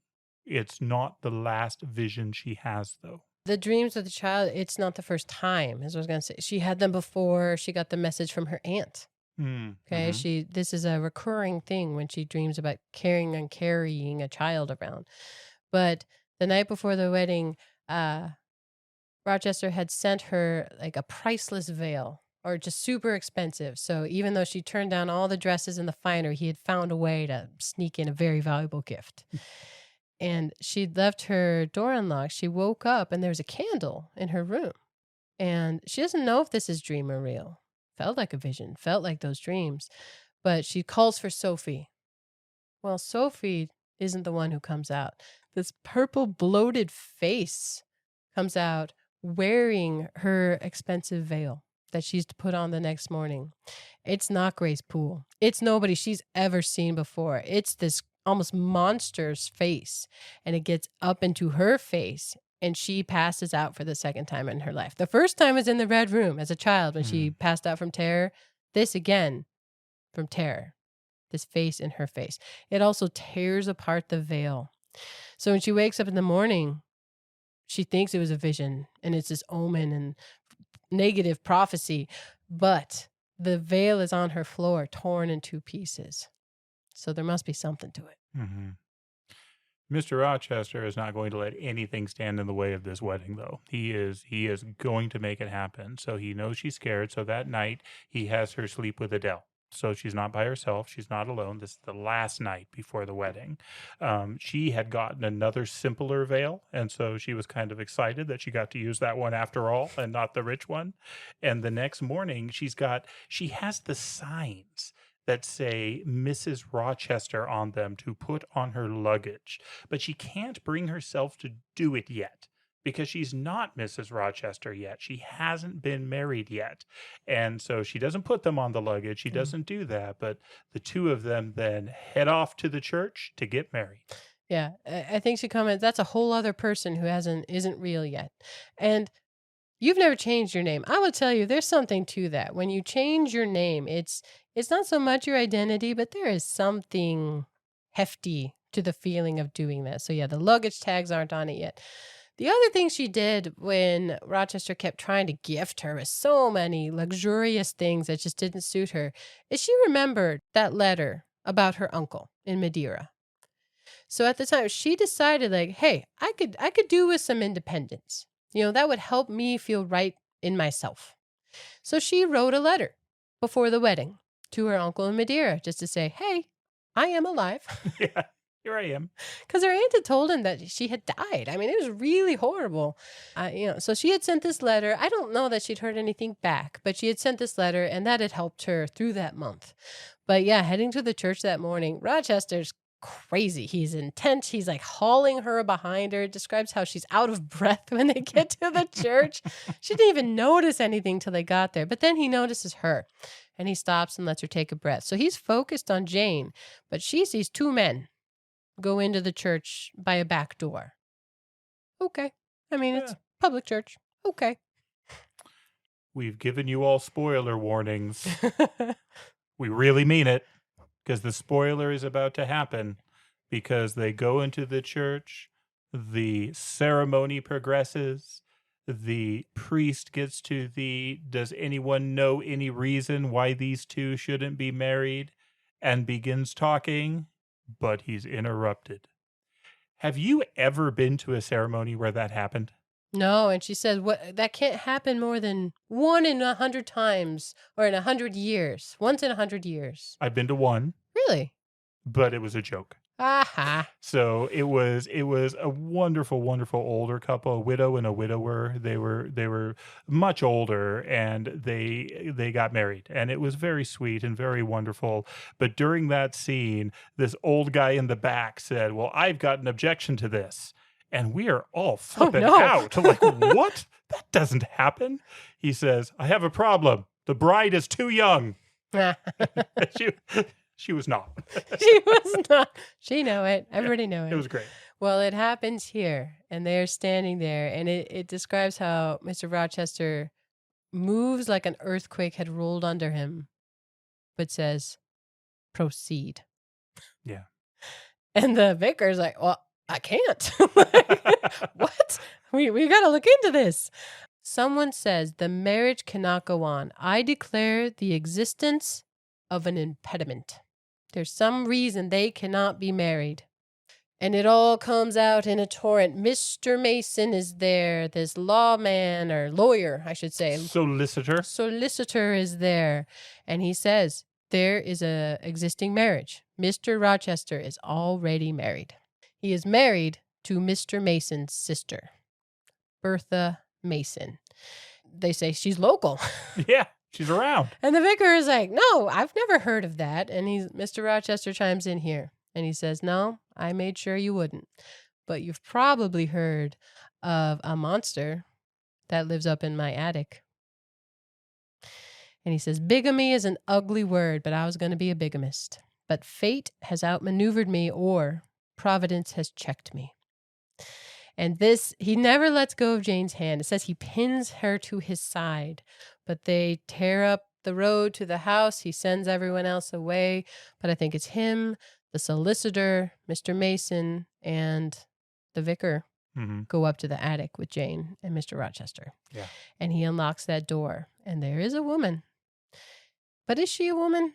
She is that purple bloated face. She is animal. She's crawling around on the ground like a dog. She charges at him. She attacks him. And it says he wouldn't strike her because he's a powerful man. He could restrain her if he would hurt her, but he won't hurt her. All he will do is grapple. So he pins her arms. They actually tie her to a chair, and she is freaking out. Grace Poole is there. She is her attendant. Yeah, Grace Poole, who has been blamed for everything. Turns out she's very well paid and earns it because she has been taking care of this mad woman for years. And yeah, it's a horrific scene. So, "That is my wife," said he. "Such is the sole conjugal embrace I am ever to know. Such are the endearments which are to solace my leisure hours. And this is what I wish to have," speaking towards Jane. The truth all comes out here. I mean, you knew there was a mystery this whole time, and it's been so long since I read this for the first time that I don't remember how I responded. Like, did you remember that? This I remembered. I thought this was the end. No, more I to come. thought this was the thing. More to come. It's a as big you thing. say. Yeah. And it was fascinating about the way she wrote this, because this happens. The woman gets locked back up in the room with Grace Poole. Jane goes to her room. It's awkward because she still loves him. He still loves her, but they can't get married. The truth is out now. What happens next? I can think of at least a couple other stories that use this as a plot device where you cannot get a divorce from someone legally declared mad. This also made me think of Magician's Nephew, where the kids were coming up with, is your uncle really mad? What's in the room? Yeah. And Polly, maybe he has a mad wife. Oh, I thought of that. Yeah. It's from here. It's a thing apparently, but this woman is incurably mad. She's out of her mind. And Jane is alone in her room and just suffers. I mean, she's just suffering, and it is written so well, where she basically gives self up to her own suffering for a time. And when she comes out of it, she's even a little bit sadder because nobody came to check on her. Mhm. And that's such a human thing too. Adele didn't come knocking at the door. Mrs. Fairfax didn't check on her. But when she comes out, she trips over Mr. Rochester. He had the door like blocked with his legs. And this line has always stuck with me, where he's like, I wanted you to cry on me. Give me your tears. He's like, oh, but you haven't been crying. Your heart's been crying blood. It's a deeper hurt than that. This we can go through fairly quickly, though. He tells his backstory. Yeah. And there is actually a lot of fan fiction type things written around Jane Eyre. Like I've read books where they go through Edward's story growing up and how he became married to this woman. But again, it was money, society. His dad and his brother were terrible. They basically tricked him into marrying this woman they knew would go mad. Mr. Mason, bound to go mad as well. It runs in the family. It's genetic, and it's devastating. And he is devastated. And Jane, it says, she doesn't say it out loud, but she immediately forgives him. And we know that girl knows how to forgive big time. Yes. But she is not going to do something wrong against her own convictions. This line here jumped out at me and I think is wonderful. Laws and principles are not for the times when there is no temptation. They are for such moments as this, when body and soul rise in mutiny against their rigor. Stringent are they, and violent they shall be. The rules aren't for when everything's going good. The rules are there for, are you going to do what's right when you don't want to? I marked that same one. Good job. I'm going to continue it because I like it. It says, if at my individual convenience I might break them, what would be their worth? They have a worth, so I have always believed. And if I cannot believe it now, it is because I am insane, quite insane, with my veins running fire and my heart beating faster than I can count its throbs. Preconceived opinions, foregone determinations are all I have at this hour to stand by. There I plant my foot. In so many parts of this book, Jane does show herself to be a true heroine, and I think this is one of the top. This is one of the highest, where she is going to do what's right no matter what it costs her. Yeah, Mr. Rochester thought, no, we'll just continue as we are. You'll be my wife, just not legally. And she says, no, I will not. And it kills her to hurt him. She loves him more than herself, but she will stand by these dictums. Yeah, and she also knows Mr. Rochester well by this point. He has had 3 mistresses. I mean, he walks through his whole life for her. He resents all of them, and she knows that he would resent her too. And so it's not going to happen. But Mr. Rochester very much wants it to happen. And there's really only one way this can work. Jane runs. She gets out of there when nobody knows she's leaving. She leaves behind essentially everything. She takes one bag, a little bit of money. Her money only carries her so far, and she ends up forgetting her bag on the coach anyway when she gets out. And so this is the next part of the book that I did not remember at all, where she ends up alone in a place she doesn't know with nothing. Yeah, she is on the heaths, and she goes on a road she's never taken, and she is penniless and starving. And it is hard to read. This part is very hard, I think, to read, where she is homeless and has no one to ask for help. She tries to ask at a church, but the clergyman is out.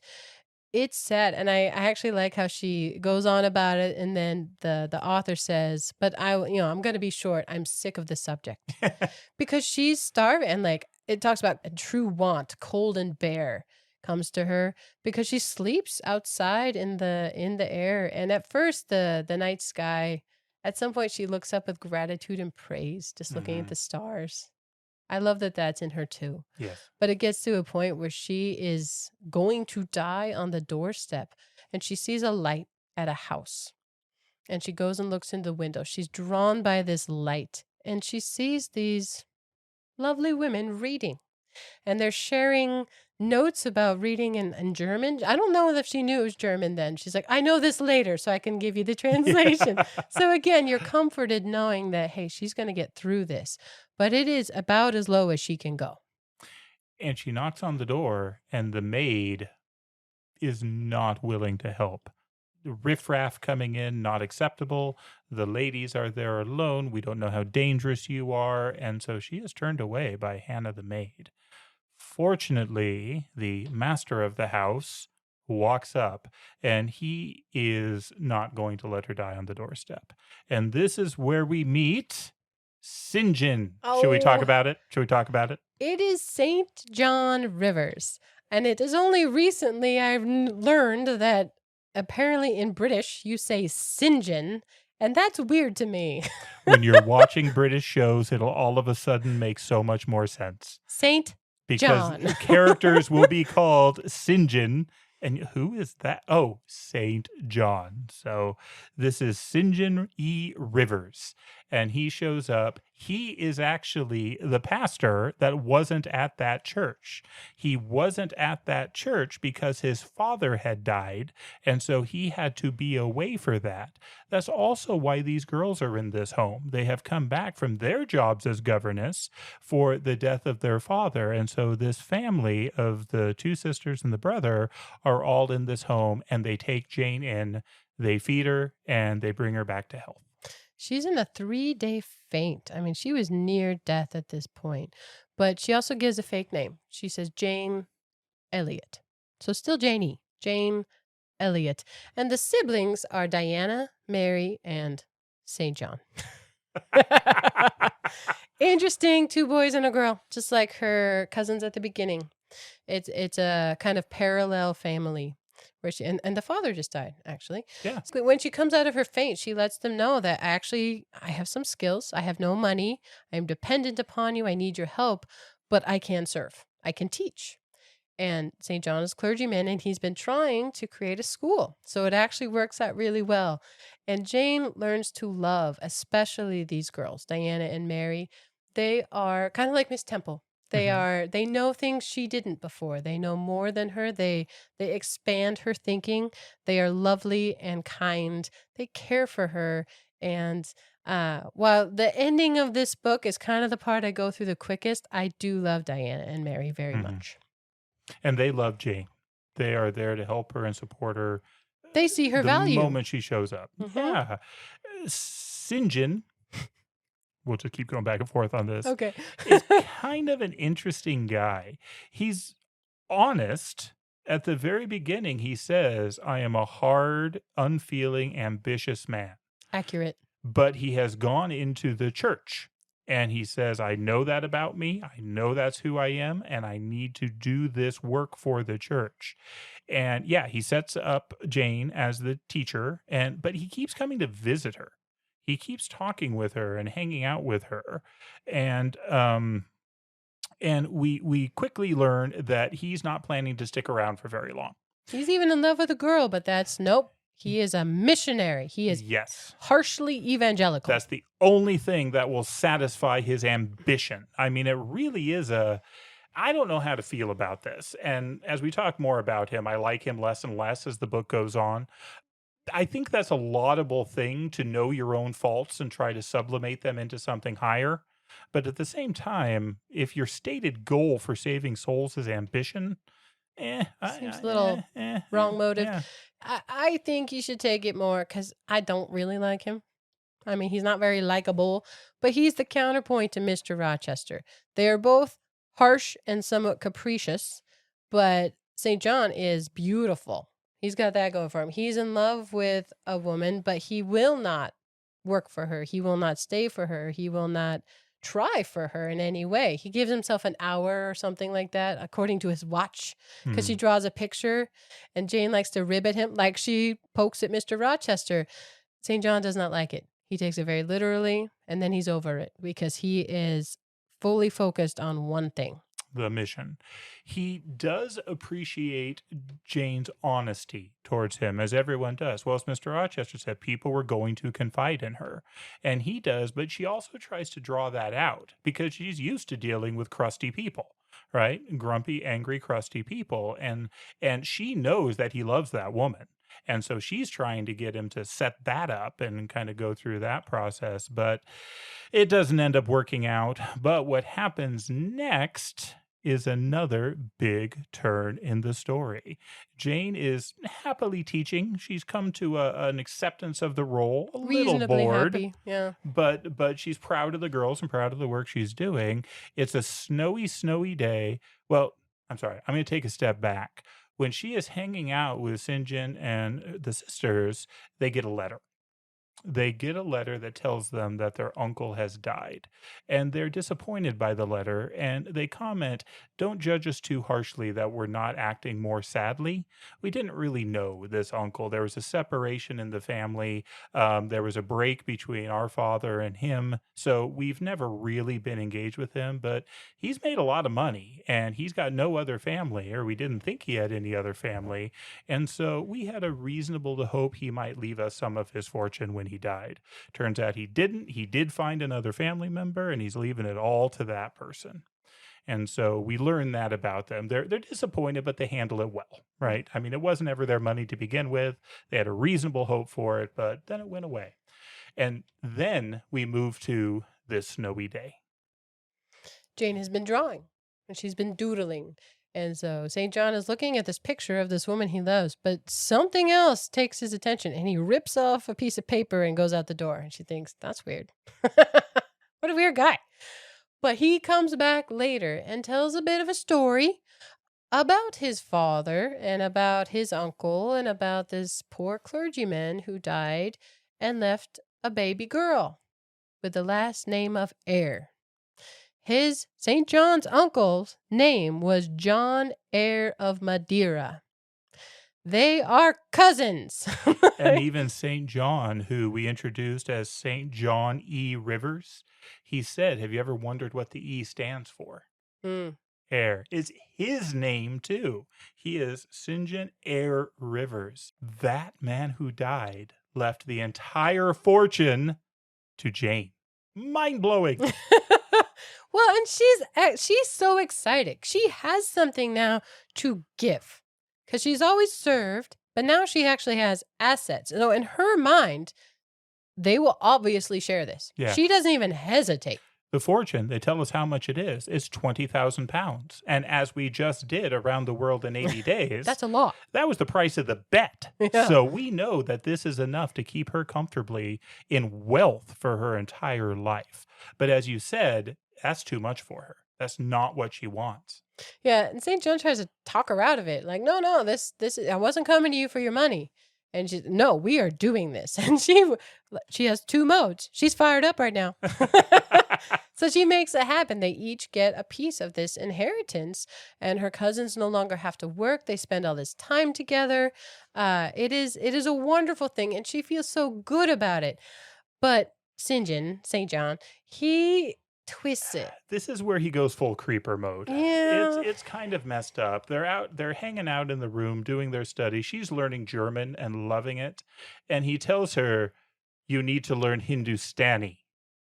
And as a reader, you're wondering, why does she need to learn Hindustani? He says, well, I need to learn this for my missionary work. It will help me to teach somebody. So you need to do this. And she does. Again, she's got two modes. It's an echo. So at the beginning with John Reed, another John, it says that she was habitually obedient to him. I think that's a quote from the beginning. Well, with this John, she too is obedient to him.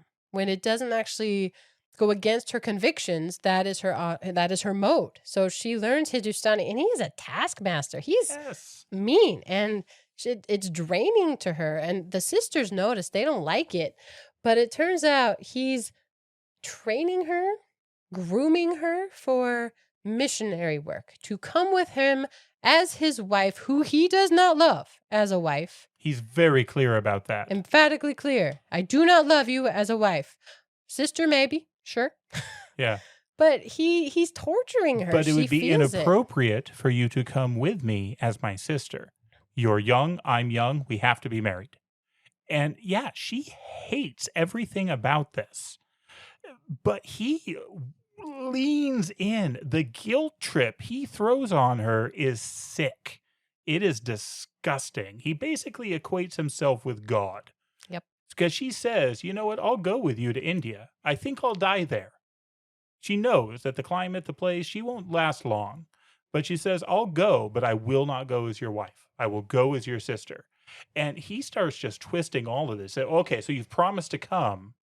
So now you have to marry me. And he just keeps running with it and going with it and keeps twisting it and twisting it. And I don't want to drag this out terribly long because this whole thing made me just ill. Is there anything else about this portion? No, it's at a time when she's almost willing to say yes, because he is this inexorable force. But she hears a voice in the night, and it is her Edward, her Mr. Rochester's voice calling her name. And it's one of those gothic supernatural things where she can tell that the voice is not close. It's from somewhere else with a totally different atmosphere, like a wet kind of sound, and she's out on the moors kind of thing. But she says, I'm coming. I'm coming immediately. So she turns from this monster. Sorry, I do not like him at all. He's not likable. I mean, the author tries to like indicate he's really a good guy. He's not. He's terrible. Anyway, she leaves, and she goes back to Thornfield. But she's not interested in going back on her convictions. She just wants to know how Mr. Rochester is, her master, right? She was his servant. How is my master? And as she gets to Thornfield, she's hiding, right? She doesn't want to betray her presence and restart something. She just wants to know news of him, and there's no news to be found. But I'm going to read a little bit here. She says, the crows sailing overhead perhaps watched me while I took this survey. She's looking up toward the house. I wonder what they thought. They must have considered I was very careful and timid at first, and that gradually I grew very bold and reckless. A peep, and then a long stare, and then a departure from my niche and a straying out into the meadow, and a sudden stop full in front of the great mansion, and a protracted, hearty gaze towards it. I looked with timorous joy towards a stately house. I saw a blackened ruin. Thornfield is gone. It is a ruin. It is a charred husk. She doesn't have to hide anymore because no one is there, because the house isn't there. It is gone. And she has no idea what happened. It's been a year, to be clear. 1 year. Mm-hmm. And it has gone from this manor house to just this, like the thing is crashed in and burnt out and dead. This does answer some questions for her because she has been writing letters to Mrs. Fairfax to try and check on what Mr. Rochester is doing and is he okay? And she hasn't gotten any response. Now she knows why. There's nobody there to receive the letters. The place is just gone. And so she doesn't know what to do next. So she goes back to the inn and she ends up having a conversation with the innkeeper. You had said that there's one more person in this book that calls him Edward, and that's this innkeeper. The innkeeper was the son of a staff member at Thornfield. So he knew it well. He knew Mr. Rochester when he was a boy. And so to him, he's, the young Mr. Edward. And so he talks about him. This is really artfully done, the way this is portrayed, because he's telling the story of this young governess that came in and, captured his heart. And Jane is trying to, move on past those things she already knows. But she wants to know what happened. And the story is very clear. One day it went up in smoke, and it was his mad wife who did it. It turns out that Grace Poole didn't just like porter, she also kept a bottle of gin with her. And this was how his wife had been able to escape those other times, to burn him in his bed and to go to the Vale. When Grace Poole got drunk, she was able to steal the keys and get out of the room and go cause trouble. Well, it happened this night, and she just torched the whole place. Everything went on fire.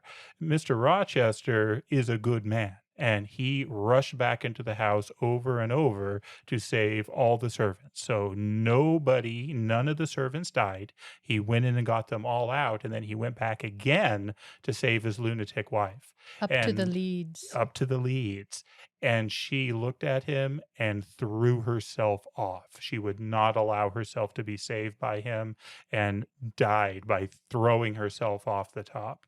Mr. Rochester gets caught up in the conflagration. The house is falling around him, beams fall on him, and we learn that he is now broken. He has lost an eye. He cannot see. He's blind in the other one, and he had to have a hand amputated. But he's still alive. But he's still alive. And he's at his other house called Ferndean. And she says, "Get me a carriage." And Jane goes, and it's so well told where she can see him before he sees her. Well, he can't see at all now, but when she gets there, she walks up and he's roaming around outside, clearly sightless.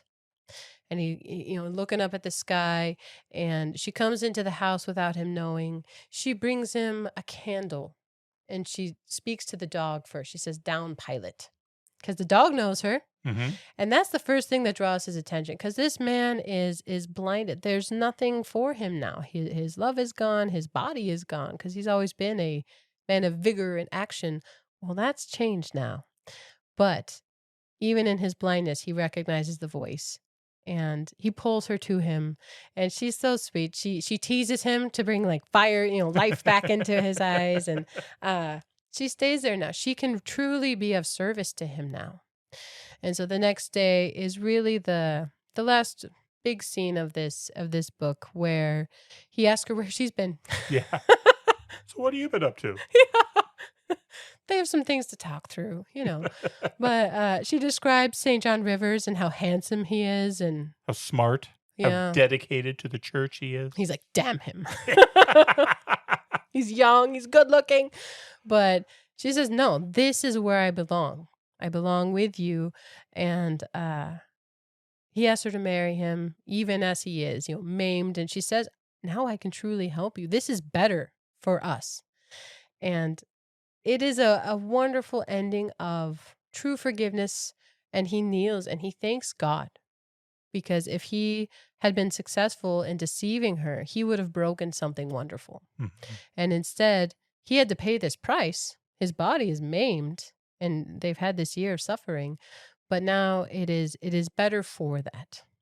And it's beautiful. And perhaps the most well-known line of the book happens at the very end.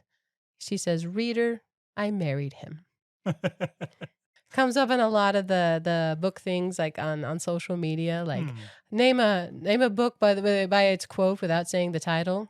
"Reader, I married him." Yeah. And she's writing this 10 years. They've been married 10 years. It describes how he gets enough sight back in one eye that when she holds her son, he can see him. Yeah, it's great. I love that scene too. There's a nice little wrap up of most of the other characters. So both her cousins marry happily. The good cousins, not the bad cousins.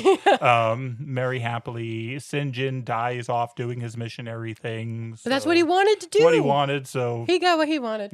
Yeah. So let's move on from him. Wow, you really don't like him. I really don't. Well, anyways, this is how 15 years after the death of Helen Burns, she can have a stone monument built for her, because Jane is now wealthy in her own right and also through marriage. And so the partnership, the team, they're a team now, which they were never before. Yeah. But yeah, she did not forget her friend after all that time. Helen Burns gets a remembrance there as well. But one thing that struck me on this one is Jane wrote that letter to her uncle before she was, bound to be married. And the solicitor back in the church just basically says, I'm glad you wrote that. As soon as your uncle got it, Mr. Mason happened to be at his house. And that's how they knew that there was an issue with the marriage, and they rushed to save her. Her uncle stepped up for her. He sent the solicitor to rescue her from this situation, from becoming I guess she wouldn't be a bigamist, Mr. Rochester, but either way, an unlawful marriage. Yeah. And it's funny because she told Mr. Rochester that he had no more to fear from Mr. Mason than her. She was quite safe. She was the one who did it. Her writing of the letter. I mean, it's this perfect wrap up. And that too is how the Rivers become her family, and she has that community. It's a great just thread through this story. That's not even a big deal. It's mentioned offhand throughout these chapters, and yet it unites the whole thing together. And it's really, really well done. Brilliant. I love it. I agree. Yeah, no, thanks for letting me read this one with you, Jody. I mean, I enjoyed it the first time I read it, but I was young and just didn't. So much of it went over my head, and I obviously forgot huge parts of it. This time through, what a feast this is. I mean, this is not a light book. I mean, this is not a trivial book. This is a very serious book, but in all the best ways. Yeah, so you wanted to talk about the chestnut tree. Like I said, book clubs. I feel like 80% of this book, they talk about the chestnut tree. What do you think of the chestnut tree? So I have not read the book club questions, but what you have is my opinion on it changed as I read through the book, and I think it's supposed to. So my first take of the chestnut tree was just the strike of lightning. I mean, what a great metaphor for love, right? This bolt out of the blue came down. Sure, yep, that fits. And so that seemed to make sense. But I had read the book once before this time, and I knew that he had a wife. And so I saw that split of the chestnut tree being him and his lunatic wife, that the two of them were split apart, but they were still bound at the base. They could not be totally broken apart because they're still at the base. So I saw the chestnut tree for a while as the prophetic binding of him and his marriage, that they couldn't get out of that because it was still whole in one place, even though the whole tree, the structure of it was deformed. But then later they go into the chestnut tree analogy. And I thought about that most after she learned this and she was running and she went to the chestnut tree and saw it. But then later, when she's talking with Mr. Rochester, he becomes the chestnut tree. He becomes this broken thing. But she says, no, no, no, you're still alive. The base is still there, and good is going to come of it. Things are going to grow under you, and you will protect all these things that grow around you. And so I think my guess is people have written all manner of essays and doctorate theses on this, but those were kind of the two ways I envision it. One was the picture of the first marriage, and the second of Mr. Rochester himself and his body and his physical ailments. Yeah, I agree. And especially with when they're sitting under the chestnut tree when he proposes. I mean, she is already overshadowed by his preceding marriage. So definitely there. I like that it's Adele that tells her that that the thing was struck by lightning. And the night before her marriage, she goes and speaks to the tree. And I'm going to read that because she's speaking to the two different parts of it, because it's hanging there but split. And she says, "You did right to hold fast to each other," I said, as if the monster splinters were living things and could hear me. "I think, scathed as you look, and charred and scorched, there must be a little sense of life in you yet." It's perhaps not the most hopeful thing. I don't think this is the most hopeful of books. I think there is life and heaviness and hardship, but hope and life despite it. And I do love the two parts together. And with that, we'll turn the page, and we hope you join us for the next chapter.